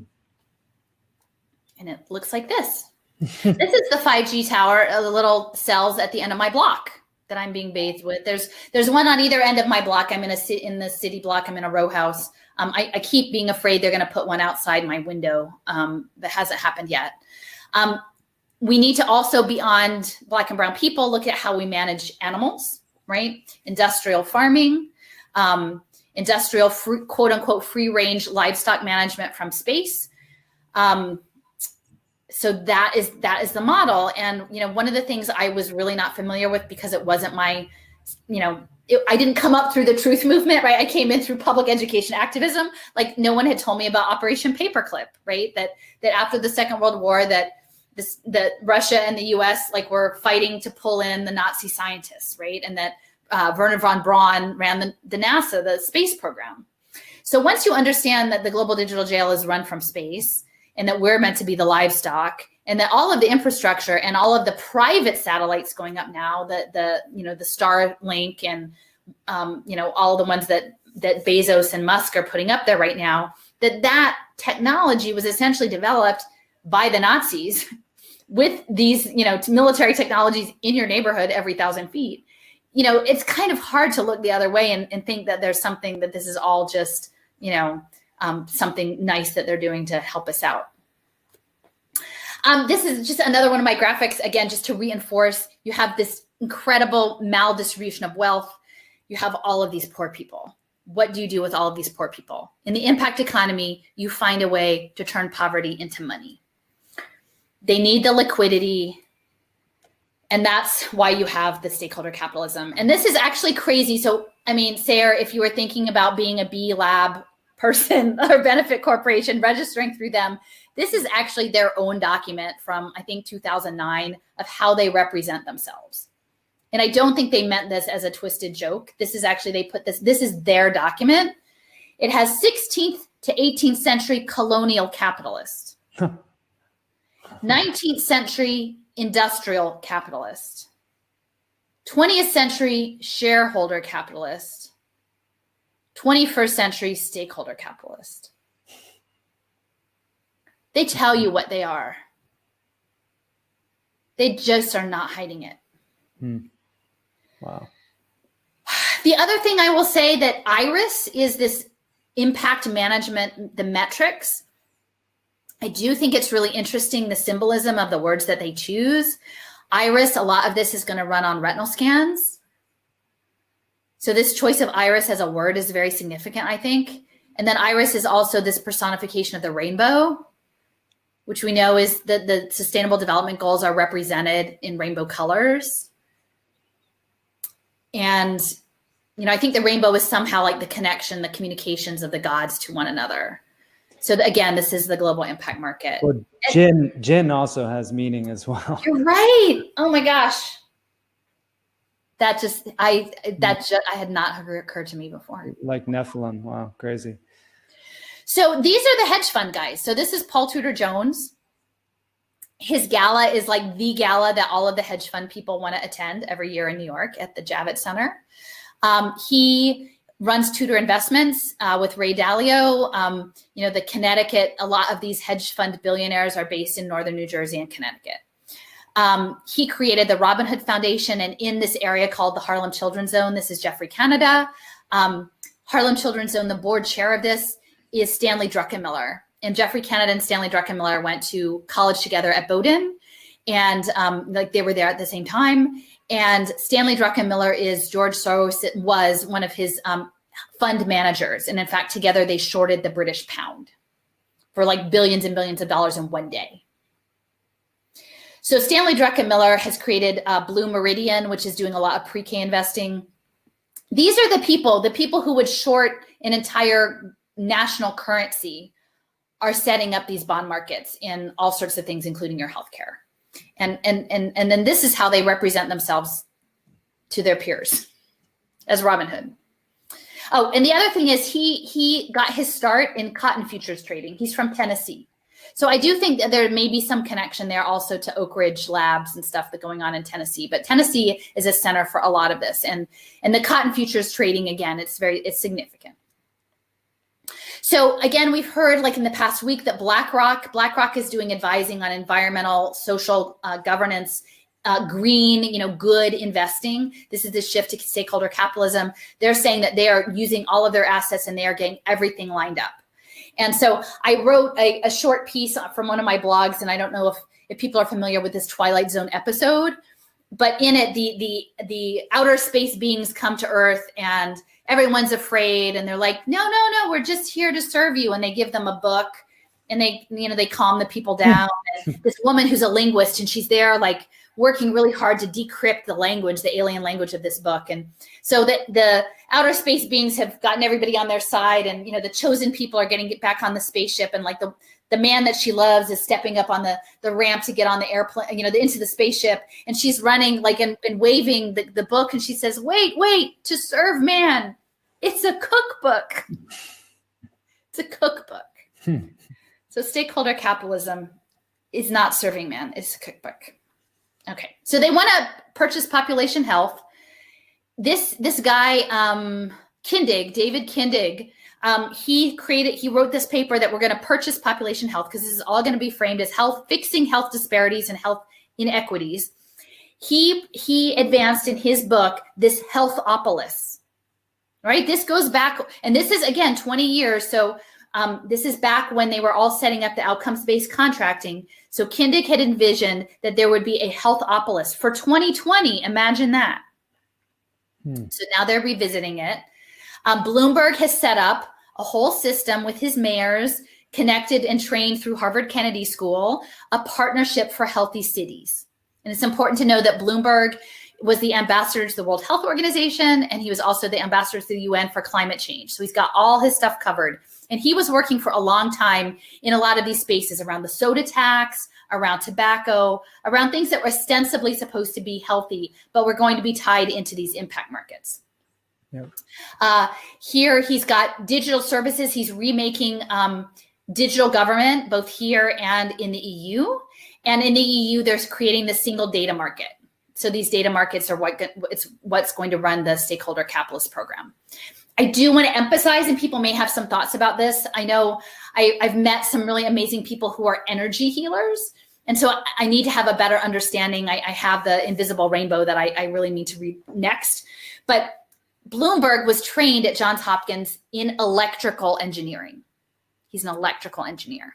Okay, that's important. All of this is signals intelligence and managing electricity. So he's a geek, but he's an electrical engineer who leveraged his understanding of electronics to create data that would inform financial markets, that he then leveraged to become mayor and put in policy all of these social impact policies that can now use New York as the center of hedge fund investing to turn the world into this new human tracking, human capital program. It's like layers upon layers, all tied to energy. This is saying, this guy, he's a, former banker at Goldman Sachs. He writes for Bloomberg. He's talking about securitizing people's education debt. I do think that somehow this framing that's going to come out increasingly will be around having health savings accounts, and that will be the impact market. Again, the pay for success is social determinants of health. So something I am in no way saying that there are not incredible disparities, right? Many people there's environmental racism. There's lack of access, economic based on race and class. Huge problems. Pay for success is not going to be the fix, because what they are going to do is they can continue to poison our beautiful earth, right? They're not going to fix that because they have profit centers built into, we just saw that with Vilsack, right? There are profit centers being meant into poisoning people and the planet. But then they will compel us through gamification to work in a preventative, quote unquote, healthcare system to manage our individual behaviors, to manage us in economic uncertainty, to say that we are going to prevent bad health, but it's all on us. They're not going to make anything easier. They will just put stumbling blocks in everybody's way.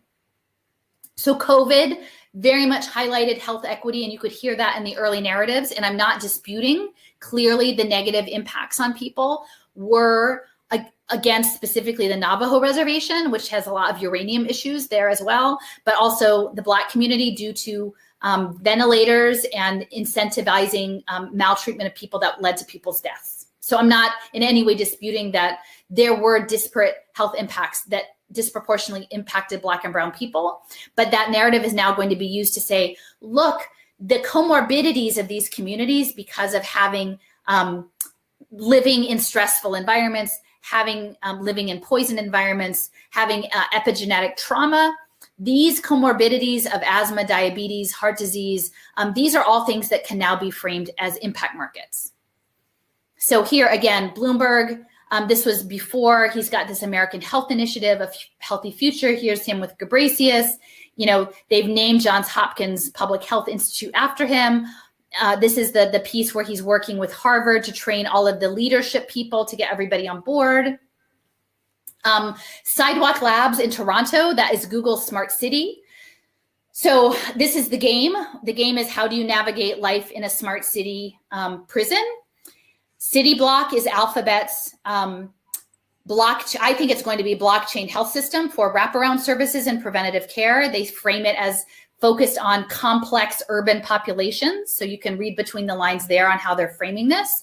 But remember, they also have Nest. They also have all these wearable technologies. So Google really wants it all, right? Like, it's not, they drop that don't be evil stuff. I think I have a friend who says it's actually don't be live or don't believe, right? Like we've flipped it around and now we're not living, we're just anti-life.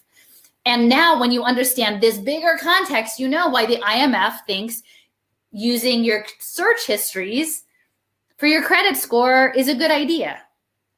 Because how you operate in that space is going to depend. Google owns it. Google owns everything. I was just going to also add, Alison, anyone with a credit score knows that they're already tracking you and they're gambling on your future based on your behavior. So a lot of it's already nascent within the extent system. So a lot of, it's sort of already there.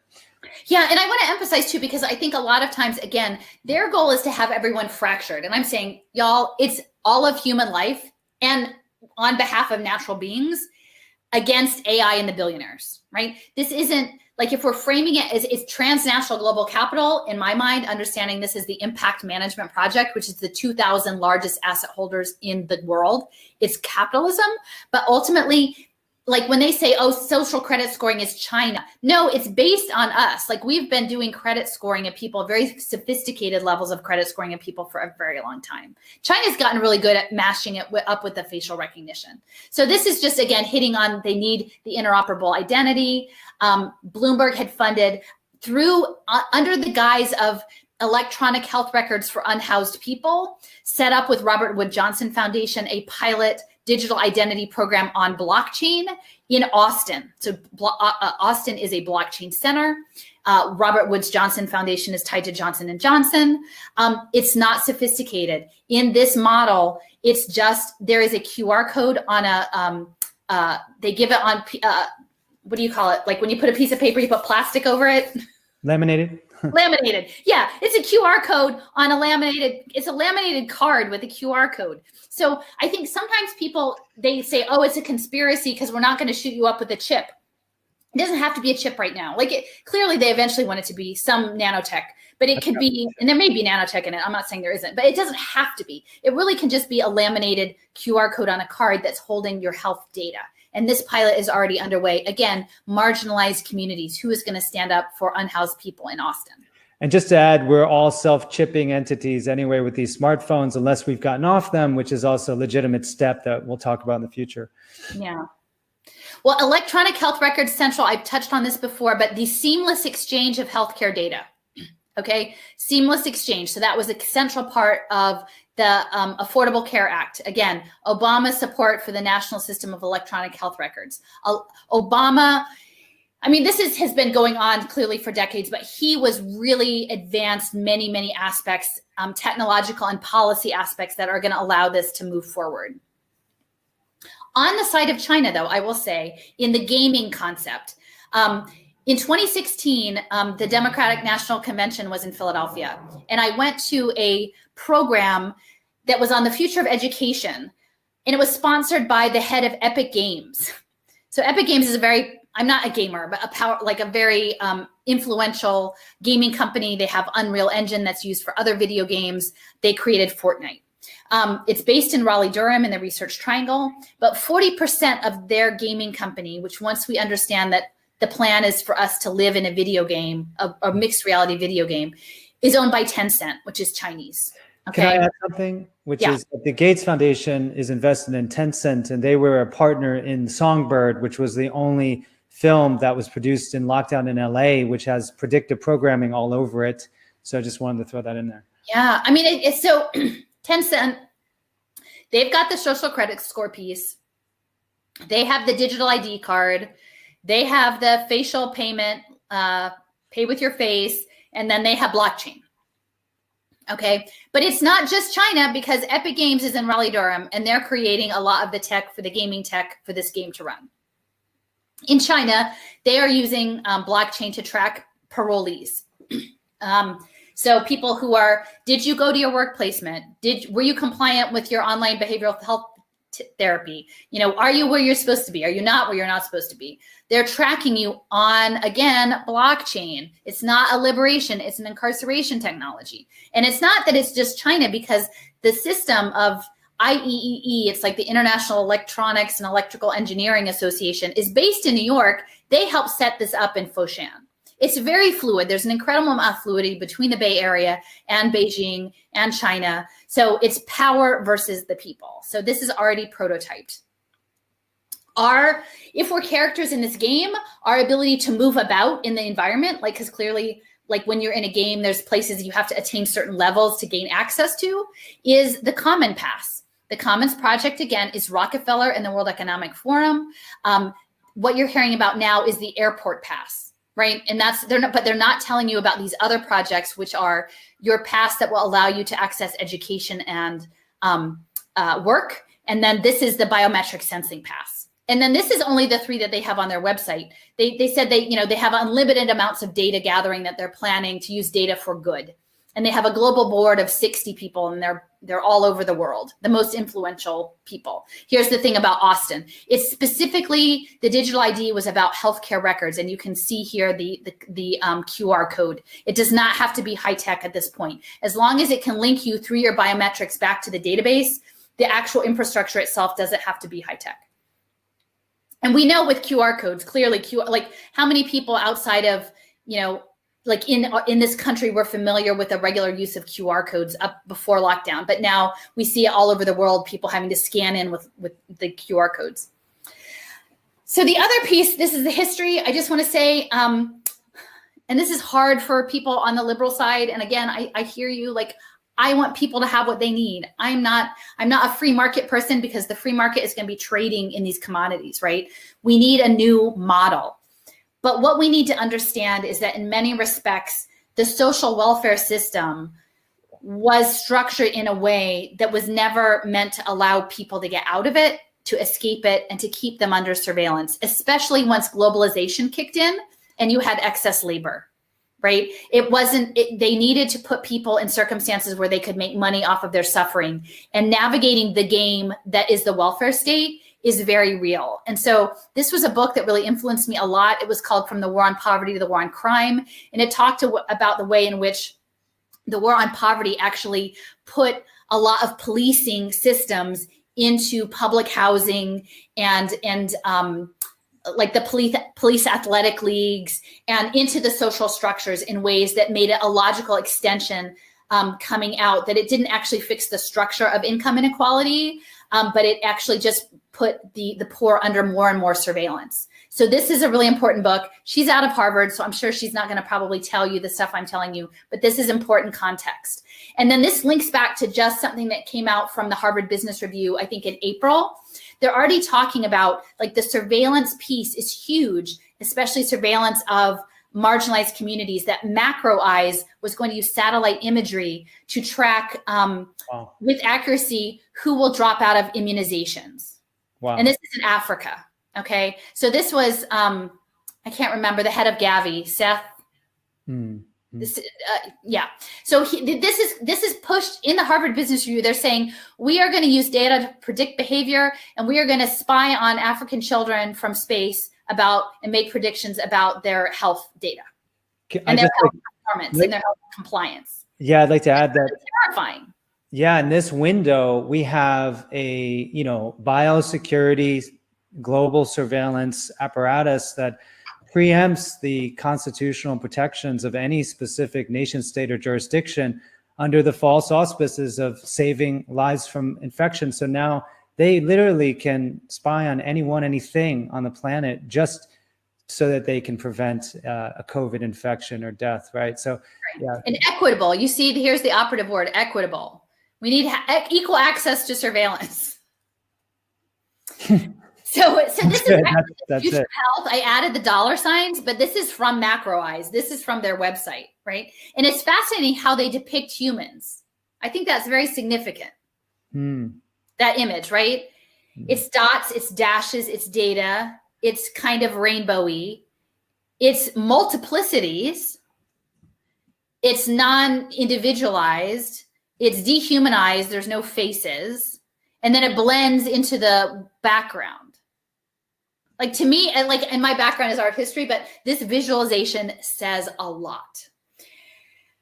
And healthcare is hard, and they're going to do the data analytics. And what I'm saying is, remember, they're going to make us live in their toxic game. And I'm just sort of touching on the fact that they're saying we're going to manage people, but we're not going to talk about, DuPont poisoning the water. We're not going to talk about, Monsanto poisoning the food. We're not going to talk about, water protectors and in the stands that they've taken. We're really just going to make you sick and then make you into data and gamble on you. So it's signals intelligence. Signals intelligence is about state surveillance, and it is about social control.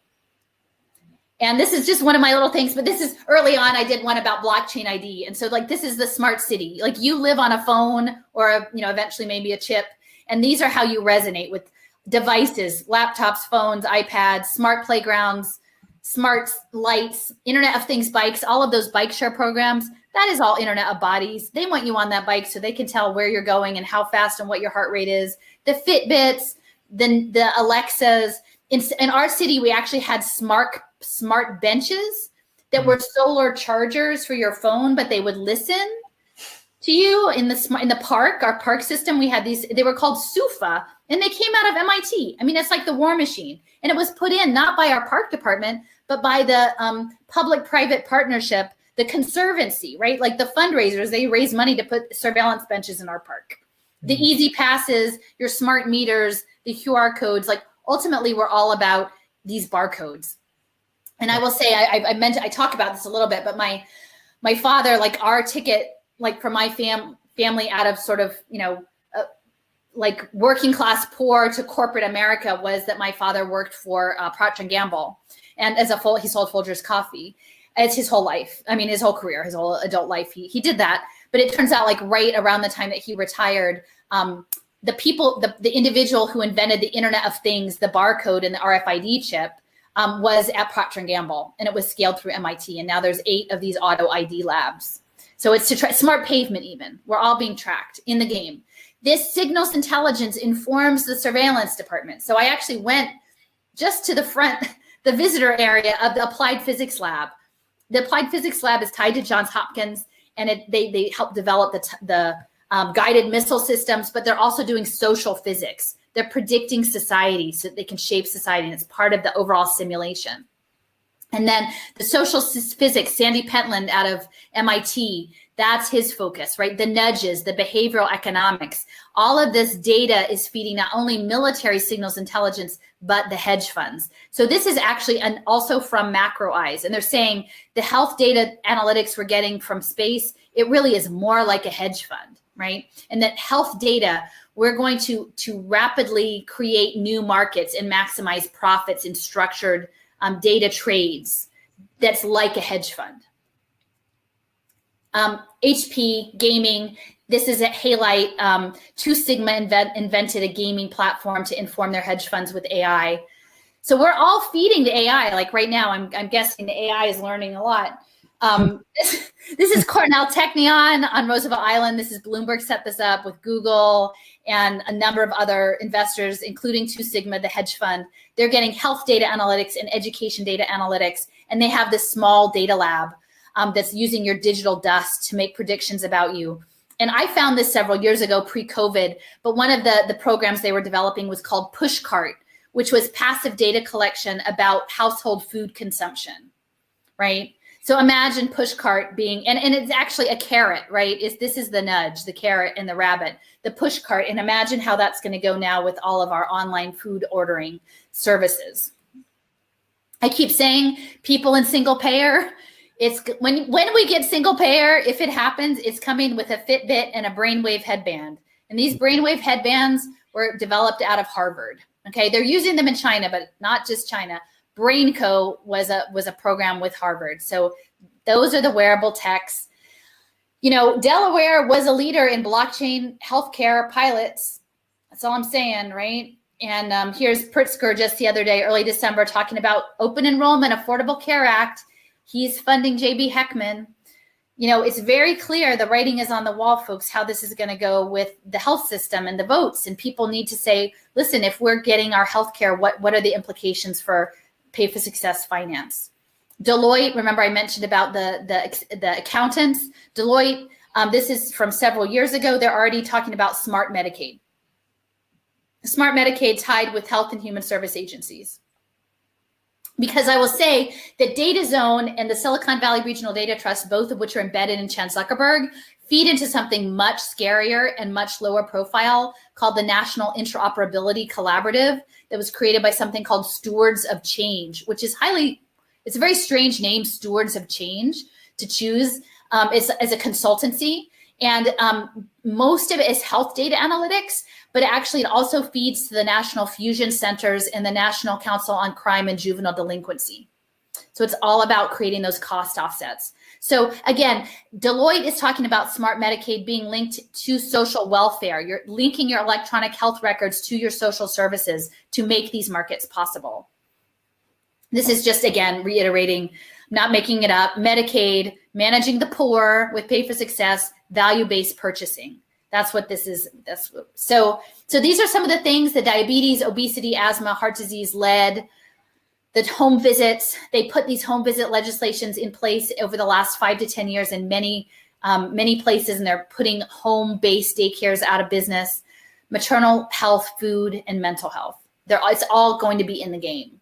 And these are, you know, people can go slower through the slides, but these are, again, asthma. These are just screenshots to show that this is real. I'm not making this up. The Maternal Pay for Success Project, that's the South Carolina one.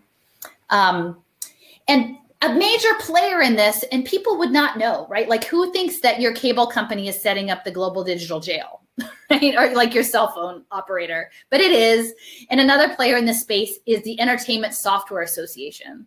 So the gaming industry, as we push capitalism into these gamified virtual worlds, the gaming companies are incredibly powerful, and I don't think many people are paying enough attention.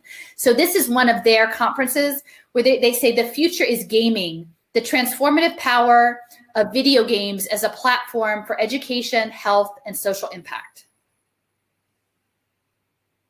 It's not hidden. They're telling you. They're saying now, I think people seeing that might think that the game means an Xbox on your TV, not that it's Pokemon Go out in the world, but it's Pokemon Go out in the world. And they're planning on using gaming technologies, including behavioral profiling and psychological manipulation in the game environments. Michael Crow is a central feature in this program. He is out of Arizona State University, which they have the Center for Games and Impact. He is the founding board chair of In-Q-Tel, which is the venture capital arm of the CIA. And the In-Q-Tel funded Niantic, which created Pokemon Go. And they funded Facebook initially. And just for those who are thinking about this in terms of like, the game is set, you jaywalk, the surveillance system, you know, identifies you as violating it, and you lose a credit or some service or entitlement. So you can't really opt out of the system that they're constructing ultimately. Right. And it's games for impact. Yeah. Well, hopefully there's still a chance, but. Right. Well, yeah, exactly. See, like let's not play their game. Yeah. No. Let's not play their game. I think that's the fundamental, but let's stay off blockchain to not play their game. Yeah. But you can see, again, the funders: Gates, National Science, Education Testing, Public Broadcasting. The public broadcasting, y'all, NPR and Sesame Street are not the good guys. I hate to tell you, but I know firsthand. The original public-private partnership with the initial Corporation for Public Broadcasting was funded by Carnegie Corporation, and the developer was the president of MIT at the time. So again, USAID, that's the humanitarian quote-unquote aid, Intel, and various private donors. They're getting us in the game. And Michael Crow has said, you know, 2 presentations to the military that, like, we are already cyborgs. He's like, today's generation are already cyborgs. I consider them cyborgs. That's how he views humanity. This is talking a little bit about behavioral economics is central to this. Heckman and Daniel Kahneman and Richard Thaler and Cass Sunstein are all central in the behavioral economic space. It's the nudge. In the game, remember, they're betting on our compliance or non-compliance, and they're going to try to use nudges to make us make the choices they want us to make without us perhaps even knowing it. And that is central. This is the work of this woman, Angela Duckworth, who is a professor at Penn. She's a MacArthur genius. I was really upset about this, seeing this several years ago when I was doing education, and I didn't fully appreciate it.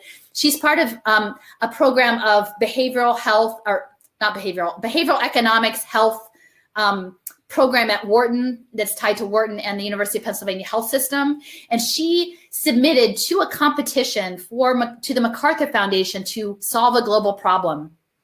They had to do a 90-minute video pitching their proposal to solve a global problem. And her proposal was that we would use technology to make us make good decisions.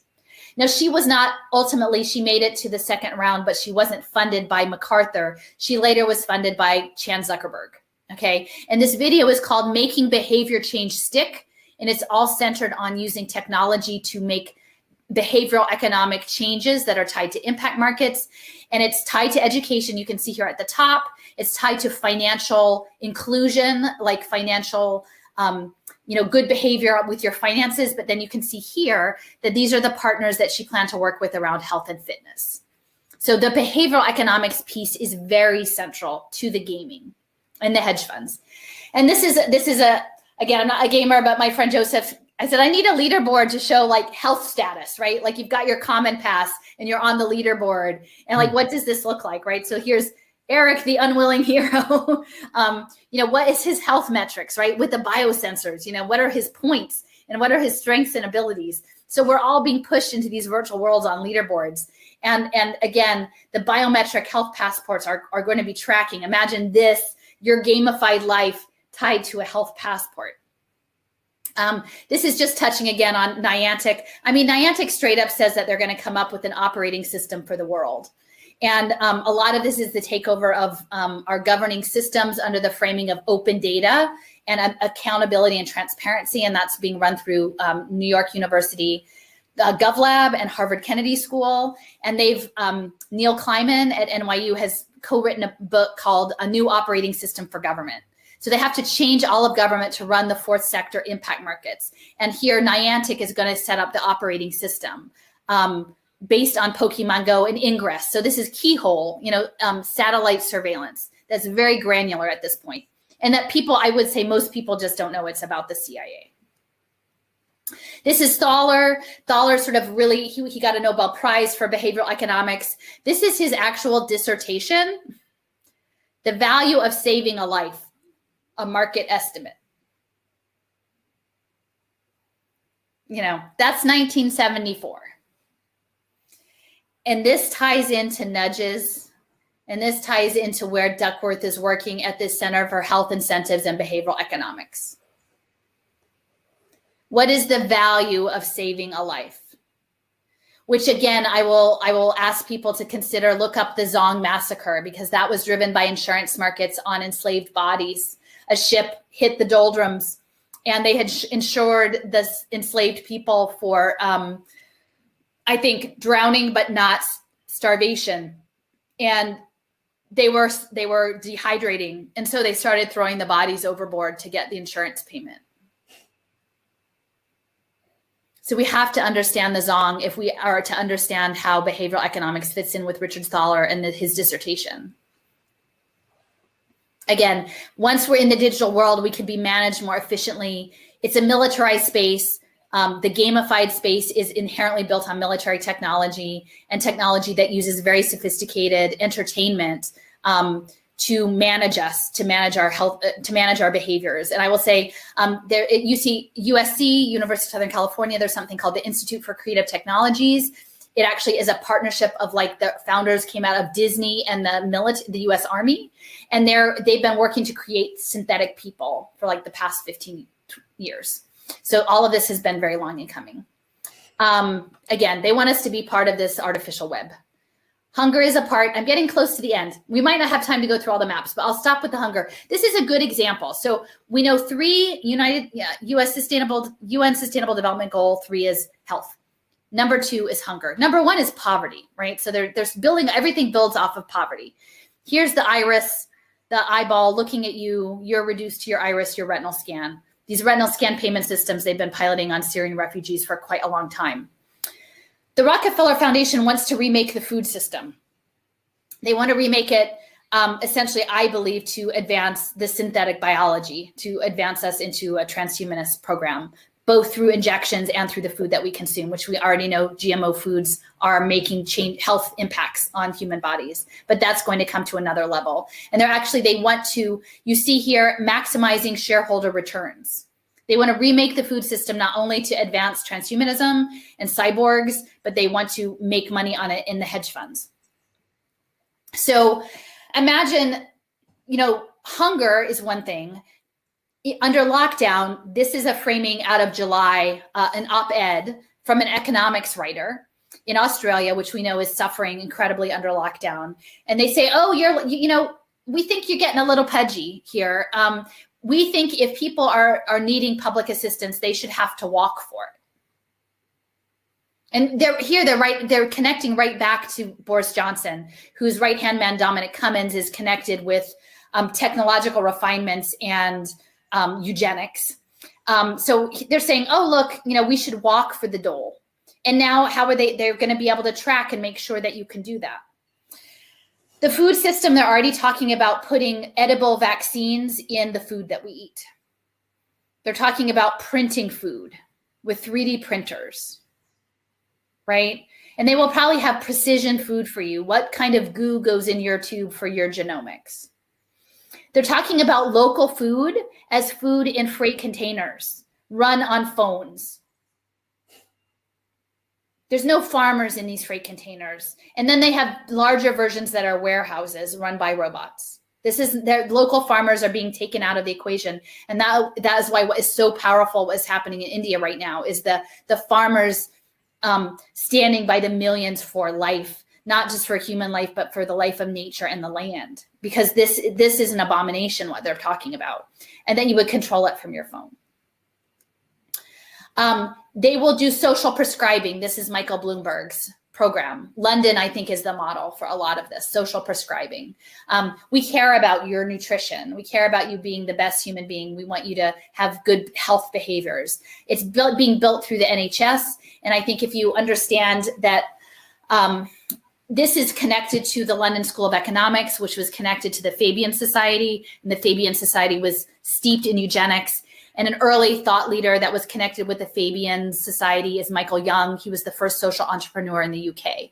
He was the thought leader for the Labour Party in the UK, and he essentially helped scale a lot of the social safety net programs, including the NHS. So it, in some ways, is very logical that this hijacking that is coming through the NHS, and it's coming through like a eugenics-laced paternalism of telling people that they are going to have to do what they're told.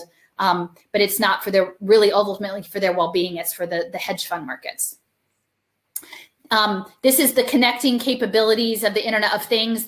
I think this is out of a university in the UK, and they're talking about tracking the social prescriptions in healthcare. They're going to track you, and they're going to give you a social prescription. That's the path. Remember back to the very beginning, the spider web and the cliff walk. The social prescription is your cliff walk, and you've got to walk it, and the IoT is going to track that. Increasingly, it's in mixed reality. So they want to take our own senses away from us. And you can even see in COVID, they're talking about, you're going to lose your sense of smell. You're going to lose your sense of taste.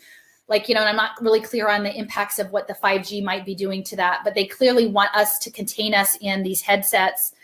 Look at this small child. They're being trained to be an Amazon warehouse worker. They don't want you to know how the systems work. They just want you to show up to have an AI tell you which button to push, because next week you'll push a different button. You're never meant to know how the machine works. You're going to be captured by the Internet of Bodies. And again, I talk about nosedive. This is sort of a take on this Black Mirror episode, but that's it's going to run on your phone. And that's why the low-cost internet, like low-cost phones in the global South, are such a huge thing right now. And that's the Obama phones that were managing people in poverty. That's why all the poor people needed a phone, because it was their surveillance device.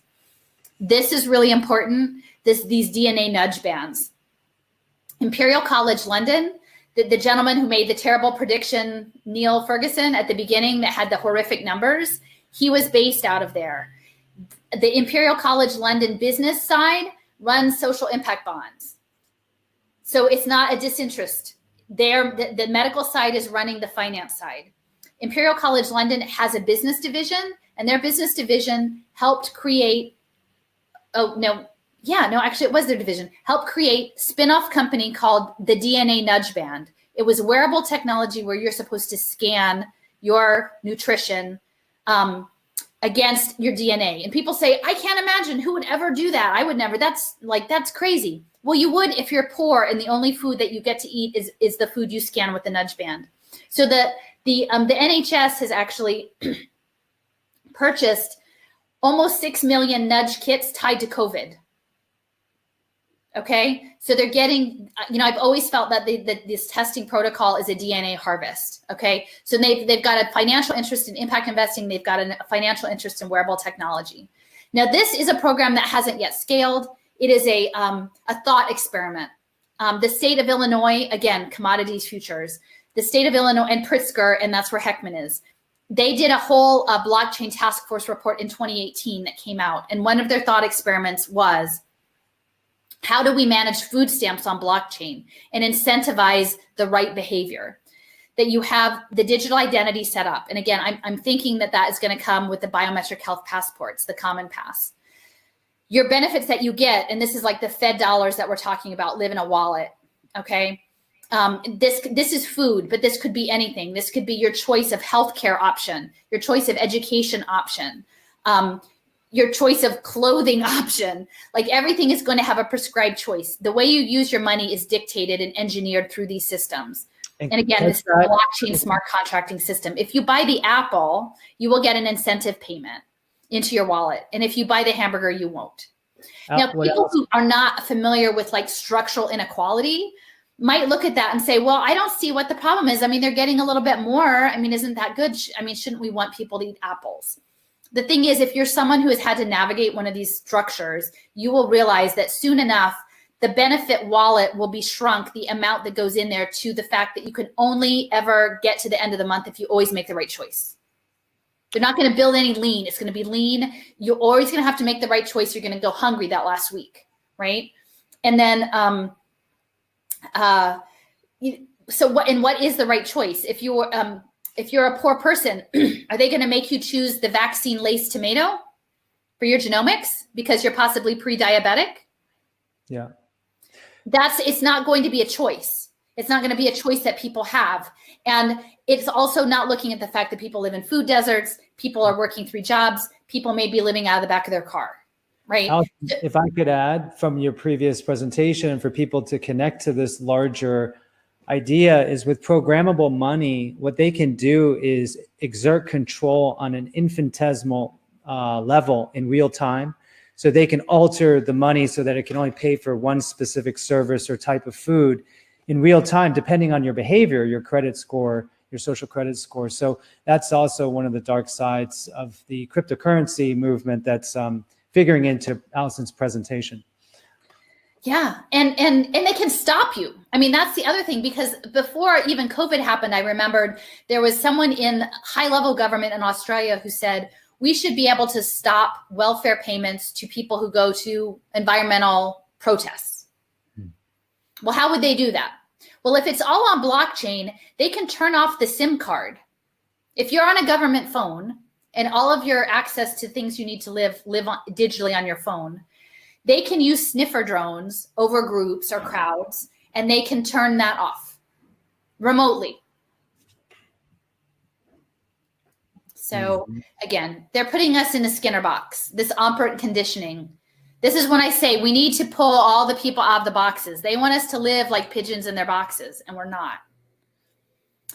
And this is, I will say, there was a, and there are these stories that are supposed to be heartwarming, right? Look, this community school model. We have a food pantry here, and look, and if you look at the food, like clearly it has to be food that is not gonna, it's non-perishable, but a lot of it is highly processed food. We have a food pantry. Well, everybody gets access to the food pantry to a certain point, but you can earn more points if you do good deeds. If you're struggling to make ends meet, maybe your high school kid, through acting out good behaviors in the classroom, can maybe earn you an extra box of macaroni. And this is from December 10th. This is not old. This is priming us for what is coming. Behave or you starve.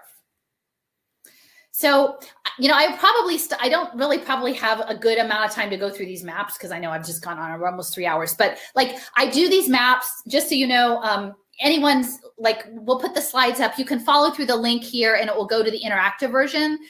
Each of these dots you can click on and is a database record. Each line shows the relationship. This one that I made is about testimony about digital currency and Fed dollars.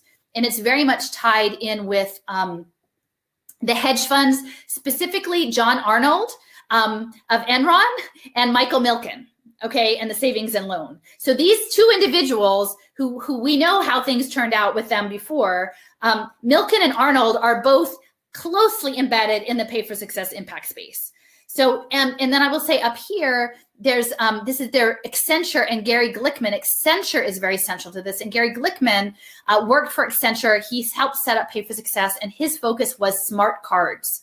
So again, digital payment systems. Started out originally smart cards with a chip, but now it's on phones. So this Accenture is very much built into this model, and they are part of the Digital Dollar Foundation. So they need everybody to get on these digital dollars, but they won't ultimately be dollars. It will be script in the company store, in the prison store. This is a map that I did about Michael Bloomberg showing the social prescribing, that the City of London is a test bed for this.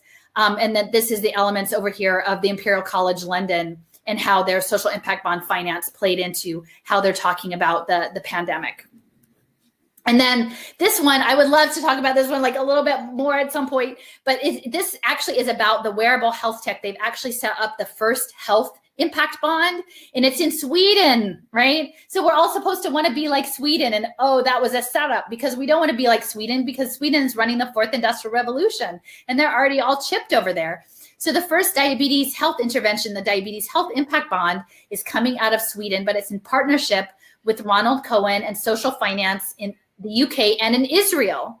And they are collaborating in the Bay Area on smart textiles, woven, Internet of Things woven into textiles, including a smart shirt.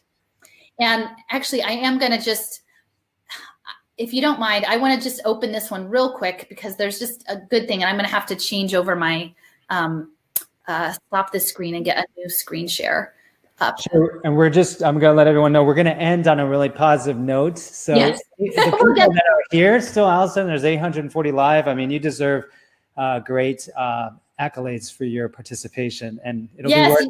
Yeah. But there's no leaderboard. It's just karmic. Exactly. No stars. We're giving no gold stars. Yeah. So this is a good map. This is the one I've been working on this week, and I'm always making these big maps. So, okay. So here's the diabetes health impact bond, right?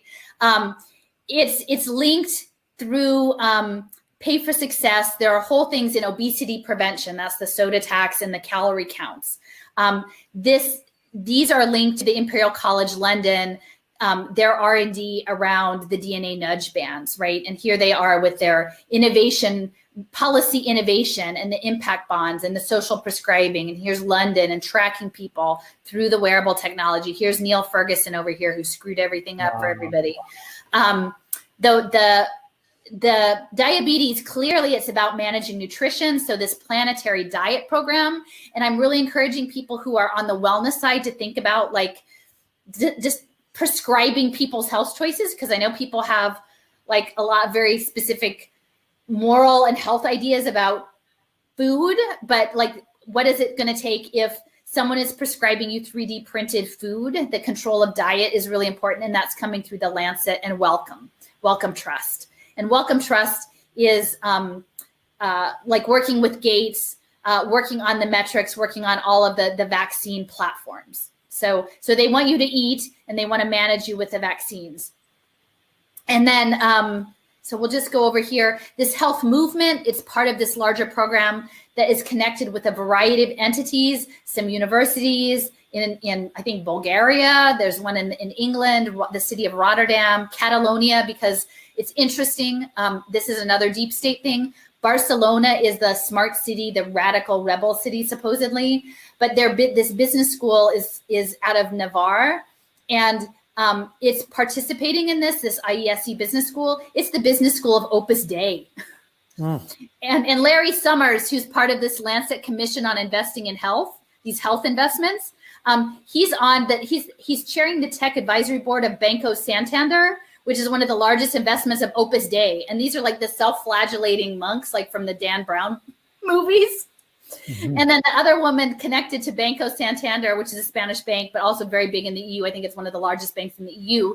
She's advising them on blockchain, this Blythe Masters. She pioneered credit default swaps. Wow.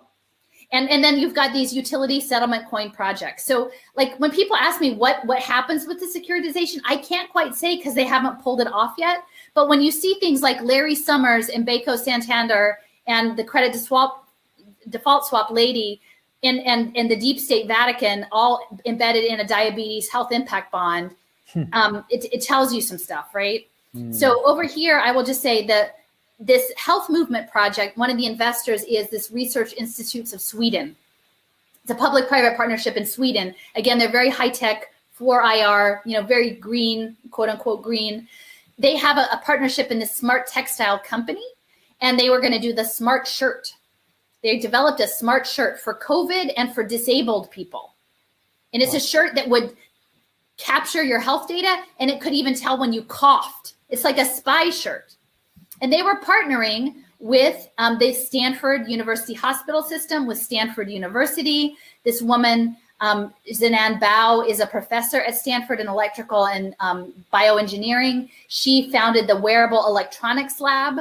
And if you understand that Stanford created, with Wharton, I mean, they're both together, they collaborate a lot, impact investing through this Center on Philanthropy and Civil Society and the Center for Social Innovation. Their graduate business school is also doing a behavioral lab, real-time analysis about investments and value chains and persuasive technology. Within this context, right? So what does the smart shirt mean when you've got technologies influencing your behavior, taking real-time data, informing hedge funds, creating value chain? But, oh yes, it's for your own good. It's for your health. We care. We really do. And then Stanford University has very close ties with Chan Zuckerberg, the Chan Zuckerberg Initiative. These are the data zone, the data analytics warehouses that I was talking about, Data Zone, Silicon Valley Regional Data Trust, and the National Interoperability Collaborative, that people really need to spend some time on this. And I could unpack like a whole program just on them. But that the medical program is creating like whole industries in wearable tech that are going to essentially imprison us, not just body. And I didn't even really get a good chance to talk about this other than Loris AI, but they want our minds. They actually want our minds, because a lot of these metrics are based on measurable behavior change. And in virtual worlds, the behaviors they can change are our mental states. Yes. But, okay. So, but I think clearly there is a lot going on here, and there are lots of places this thing can break down. Yes. Right? There's a lot of places that this could break down. Yes. Wow. So I am here because I'm a mom. I have no special expertise in this. And people say, Alice has been doing it for decades. I have not been doing it for decades. I started doing the school stuff in 2013. I started my blog and really digging in 2016. Anyone can play this role. I am no hero. I am no special person. We all have our path in this. And my path is to I talked in the beginning about John Trudell, Robin Wall Kimmerer. I would say if this gets you really down, get the book, Braiding Sweetgrass. I tell everyone, that is the good medicine. Her teachings, she's a professor of forestry in the Sunni system, and she's citizen Potawatomi Nation. And she has an amazing, anti-capitalist, maternal worldview of things, and it will help you get through this. And she has said, we have to carry the sparks. That's our thing. We carry the sparks, and we don't know if the spark we carry will be the bonfire. It might not even be in our lifetime, but this is put on our hearts to do this. And I truly believe that in the larger cosmic balance, that this world is not meant to be taken over by some kind of crazy sentient AI hive mind. I don't believe that. But we can't slack off and just say it's not happening, or it probably won't happen. We actually have to stand in our power. And I've had some wonderful conversations on my page. I would encourage you to, with Yojita Mystery and Deepti Dot and Sandy Adams, about really knowing your heart and knowing you're not alone. Because I found amazing, beautiful people in this. I mean, y'all, I'm assuming some of y'all are out there. We're finding each other. We're building it, but we have to build it. Well, you're such It's such an inspiration because, like, what you have outlined in the past almost 3 hours, you'd almost need some kind of AI singularity, machine learning, quantum computing to understand. And you're one mom, which, by the way, when you present your credentials on your blog, that to me was so compelling. Like, that is the ultimate credential at this point. For me, it is father of 4 daughters, basically. And I mean, that's why you're so compelling to me, because people during the stream, I had to interrupt a couple of times. Some people were feeling sick. It's not unlike what some experience in plant medicine or some deep kind of midlife crisis or dark night of the souls. When you start to really grasp what you're referring to, this planetary Leviathan that seems hard, bent on destroying our sovereignty and our lives and our freedoms and happiness, it just makes you feel powerless. And yet here you are, with a sort of lightheartedness, almost fairy-like energy leading us through this realm. And you're coming through so powerfully. You've been very inspired by Indigenous people. In fact, when I asked you, like, how can people support your work? You don't take any kind of donations or support, but you did have someone that you said that you sometimes refer people to, and they can make a donation. So if you want to tell me more about that. Yeah, well, like I said, on this path, I've been given the gift of experiences, right, and people. And so I spent some time on Lakota land this summer, and I was working on building this garden. And the circumstance, it didn't actually, sometimes you go and you don't, the thing you think you're there to, actually it's fascinating because my friend who's the farmer, he's like, Alison, because I was like, I want to do this right. Like, this feels really important, because they'd actually closed their borders, and it was part of their sovereignty movement to make their own decisions about their own health practices. And they were concerned about food issues. And they had developed some folks were doing mutual aid, and they had this poultry project to get hens, to get chicken coops into people who are on the lands. And then they were like, well, can we do this garden? And I'm like, I don't know. Like, I know a little bit about gardening. I'll come out. Like, if you want me to come, I will come. And so I had felt this tremendous pressure. Like, what happens if all the supply chains get cut off and, like, we need food, right? Like, and I don't really feel too capable, but I'll try, right? Like, we'll show up and try. And I was telling my friend Chris, who farms, and he actually has amazing, the other flip side is that I actually work at a botanic garden, and being on land is what grounds me. And I normally am a computer person. I'm not a gardener person, but I interact with people, and I'm on this amazing land in the city of Philadelphia, Lenape land. And my friend said, you might just go and learn the land. Don't try to impose. You might not even be going to do the thing you think you're going for. Just be open. Be patient. Don't bully, because me. I mean, you can probably sense, like, I try to rush into things, and it's like, just sit with it, Mm-hmm. And because of the quarantine stuff, I essentially lived in a tent for 6 weeks, just mostly with this land, this beautiful prairie, like big skies, and I take a lot of inspiration. I say too, like the plowshares movement and the Barragans. I have a friend that I organize with here, and she's 90. She did federal time standing against Tomahawk missiles with the Barragans, and Sister Margaret. And she's a scholar of the Desert Fathers. She's amazing. She lives in a trailer in North Philadelphia helping people with crack addiction. And her thing is the Desert Fathers. And I went to see her before I left, and I said, I think this prairie, it might be my desert. Like, I feel like I need to know more about how you did that.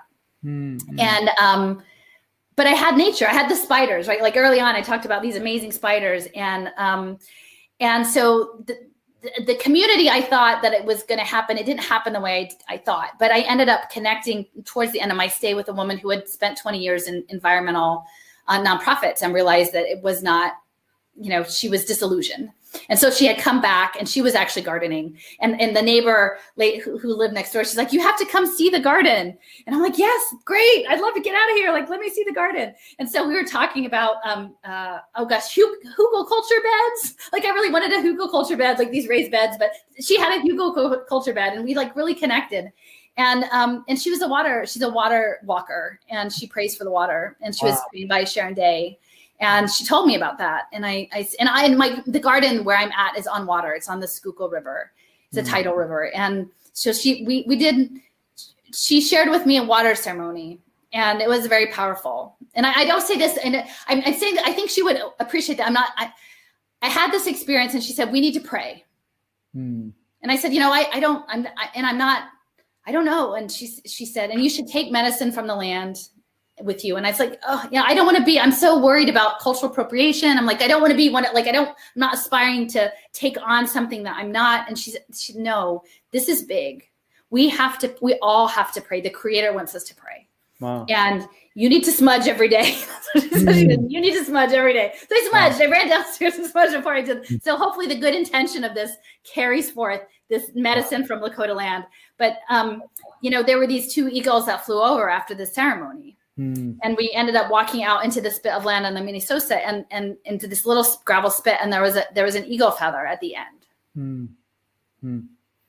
Wow. And I can't explain how that happened. I mean, I'm not saying this is about me, but I think we all probably will have these things happen if we open to the journey that we need to take. And not everybody can come. And that's sad. It's the people closest to me are not coming. And I can't change people. What you can do is speak from the heart, put your intentions, and then hope that the intercessors carry it out. Wow. And anyway, so this person is on, so I think mutual aid is the way, not nonprofits, no offense, but is not impact investing. And anyway, she is on Venmo, and it's at Chas, CHAS Jewett, JEWETT -1. I got it. At Chas Jewett -1 at Venmo. And I think that's it. Yeah. Yeah, and, without the parenthesis there, I gotta take that out. Yeah, not the quote line, right. But yeah. So, and she keeps chickens, and she grows a garden, and she's trying to figure out. She said, "I'd like to have a lamb, but I don't want to go to the bank. Like, how do we do this?" And so, this thing that we have to build, it has to be built together, and that's what she gifted me with those teachings, and now I'm trying to gift them to you. And I think we ripple out. It's energy. If we keep the high energy, if we come from a place of gratitude every day, well, it'll happen. And we don't know how. We don't know how it's going to happen. I was always the person who had the plan. Oh, what do I have to do? What grades do I have to get? What's the next thing? Out the window. I mean, in my own experience and process, I have to acknowledge that there's been a divine intelligence that has architected the life that I have had with at least my present partner, Kelly, of the past 7 years. I mean, the most improbable events made it possible for us to meet and then live our life together. And that's just one little example of where, right, when you plug into non-AI, non-Facebook, non-social media, you might see some serendipity or synchronicity. And it's exactly those energies that are being co-opted through surveillance capitalism and the weaponization of all this data capture. They figured it out. It's like a dark spell. But when you really do live life and you take your bare feet on the ground and you start connecting with people, trading, your gifts, sharing, that is when these prayers come to, have these great impacts. So, you're such a great ambassador of this approach. And I believe that you're providing us the answer by sharing that very much. So, but yeah. I'm grateful. I don't seem to be able to do this under 3 hours. Oh, no, it's great. No, it's very helpful. But it's the structure. Once you understand, and it takes a while, but once you actually have a schema, you can start plugging things in. You can see things on the news and go, oh, it fits in this. This is how it fulfills this narrative. It's almost like reimagining capitalism for this virtual world. And it's the why. I think that was my frustration before with some other people who have bigger platforms, is that they would talk about the parts, but it wasn't synthetic, and it left out the hedge funds, like the militarized hedge funds, because it's empire, right? This is empire. It's AI. It's settler colonialism. And I'm not saying this in a dismissive way or just to be, check a box that I have that. It truly is. It is settler colonialism. It is AI, but we're going to win. Can you say settler colonialism? Settler colonialism. So the idea of a colony, but where those who come into the space want to erase the original beings. I see. So like the United States is a settler colonial. The attempt was to erase indigenous people, either physically through genocide or through cultural erasure. We are taking your space and you cannot be here. as opposed to a colony where they might utilize the people as part of the colonial project. Settler states are, you're out. And like if the earth becomes a colony of AI, or the hive mind, then we as natural humans are gone. So it's a next layer iteration where now even the US hegemony nation state is being settled by this transnational. Yes. So it's sort of transmogrified to the next iteration, and it's planetary, and we're subject. I think it feels that way. I mean, I was never a faithy person, no offense, but like this came to me. Like people have been connected to me for a reason. Yeah, absolutely. Yeah, I agree. I mean, I feel that way. So as far then as empowering people moving forward, I think you've already given them some clues. First of all, the Wrench in the Gears is your website. So that's where we can follow you, your YouTube page. Do you have a newsletter list? I do. If people want to email me through my blog, I have to figure out a better thing because like it's actually on Google. I'm kind of embarrassed. People are like, "What are you?" And I'm like, "I'm sorry." I haven't found one. Like when I was a mom, like I didn't. I mean, I'm still a mom, but like I was doing this 4 years ago. I got to up my game. But look, Proton Mail is CERN developed, and they're connected. I know. Well, see, that's the thing. If you read Surveillance Valley, it's like all compromised. So either. I could just go sit in a closet, but I'm not. So, well, one idea I was going to actually propose to you is Telegram for now is at least, I guess, part of not part of the WhatsApp, Facebook, Instagram complex. So that's where we have a channel, we can distribute content. Okay. But it would be nice to find you somewhere where we can connect outside of those platforms. Maybe I think my phone wouldn't take Telegram. I have a vintage. My husband's like, your phone is vintage. You can use desktop. That's what I use. Yeah, I don't do my phone with it hardly much. Oh, you can put on your computer. Yeah, okay. that's why I like. I didn't know that. Yeah, okay, well, I'm learning. Buy or sell. I have a YouTube channel. Unfortunately, the last month I haven't written as much because honestly, I've had 3 podcasts a week. And you can see it's 100. I made this from scratch for you today, from us yesterday. You're extremely prolific. Your articles alone, I encourage everyone to go read them because it's just so succinct and just so helpful. So there's a backlog. There's a lot. The recent ones I've done this week, I did a 4-hour podcast about Israel, social finance in Israel, because that's a huge piece with Shaidan on. So that was important. And then I did one with a friend specifically for the Black community, about what the implications were for human capital, with that lens. So there's different ones that I'm talking to different people, but the reality is this giant thing, wherever you are in it, it speaks to you. It speaks to your condition, unless you're running it.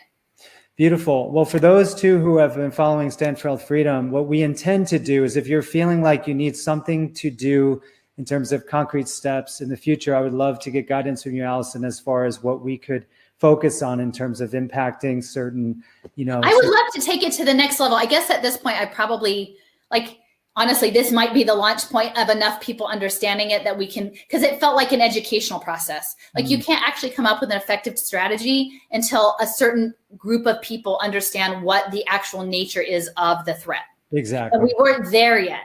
People weren't taking it to that next level. Once we understand it as militarized hedge funds on blockchain in smart cities, then we know what to do, right? And then it's about the crafting of the language. If you tell someone oh, by the way, this is what this is, I think we're going to start cracking things open. Yeah. No, I agree. In fact, I would love the opportunity, let's say in a month or so, once it's clearer and I'm going to help to disseminate more of this information, we could focus a session too on maybe even more targeted solutions you might advocate for. Yeah. So that and part of it too is I want to empower the communities that are the ones who are going to be on city block, right? The people with epigenetic trauma, because to me, it would probably not be right for me given to say that I have the answer, because that isn't my life. I actually want to listen to the people who are the ones who are living it, because they have the right information on how to respond. Wonderful. Yeah. Maybe you can even refer us to someone that you think we should highlight and amplify the message. But either way, thank you so much for your dedication. This will be definitely up for replay. And if you are open to it, someone asked if you would share the presentation PowerPoint. Oh, sure. Yeah. All of this is for us.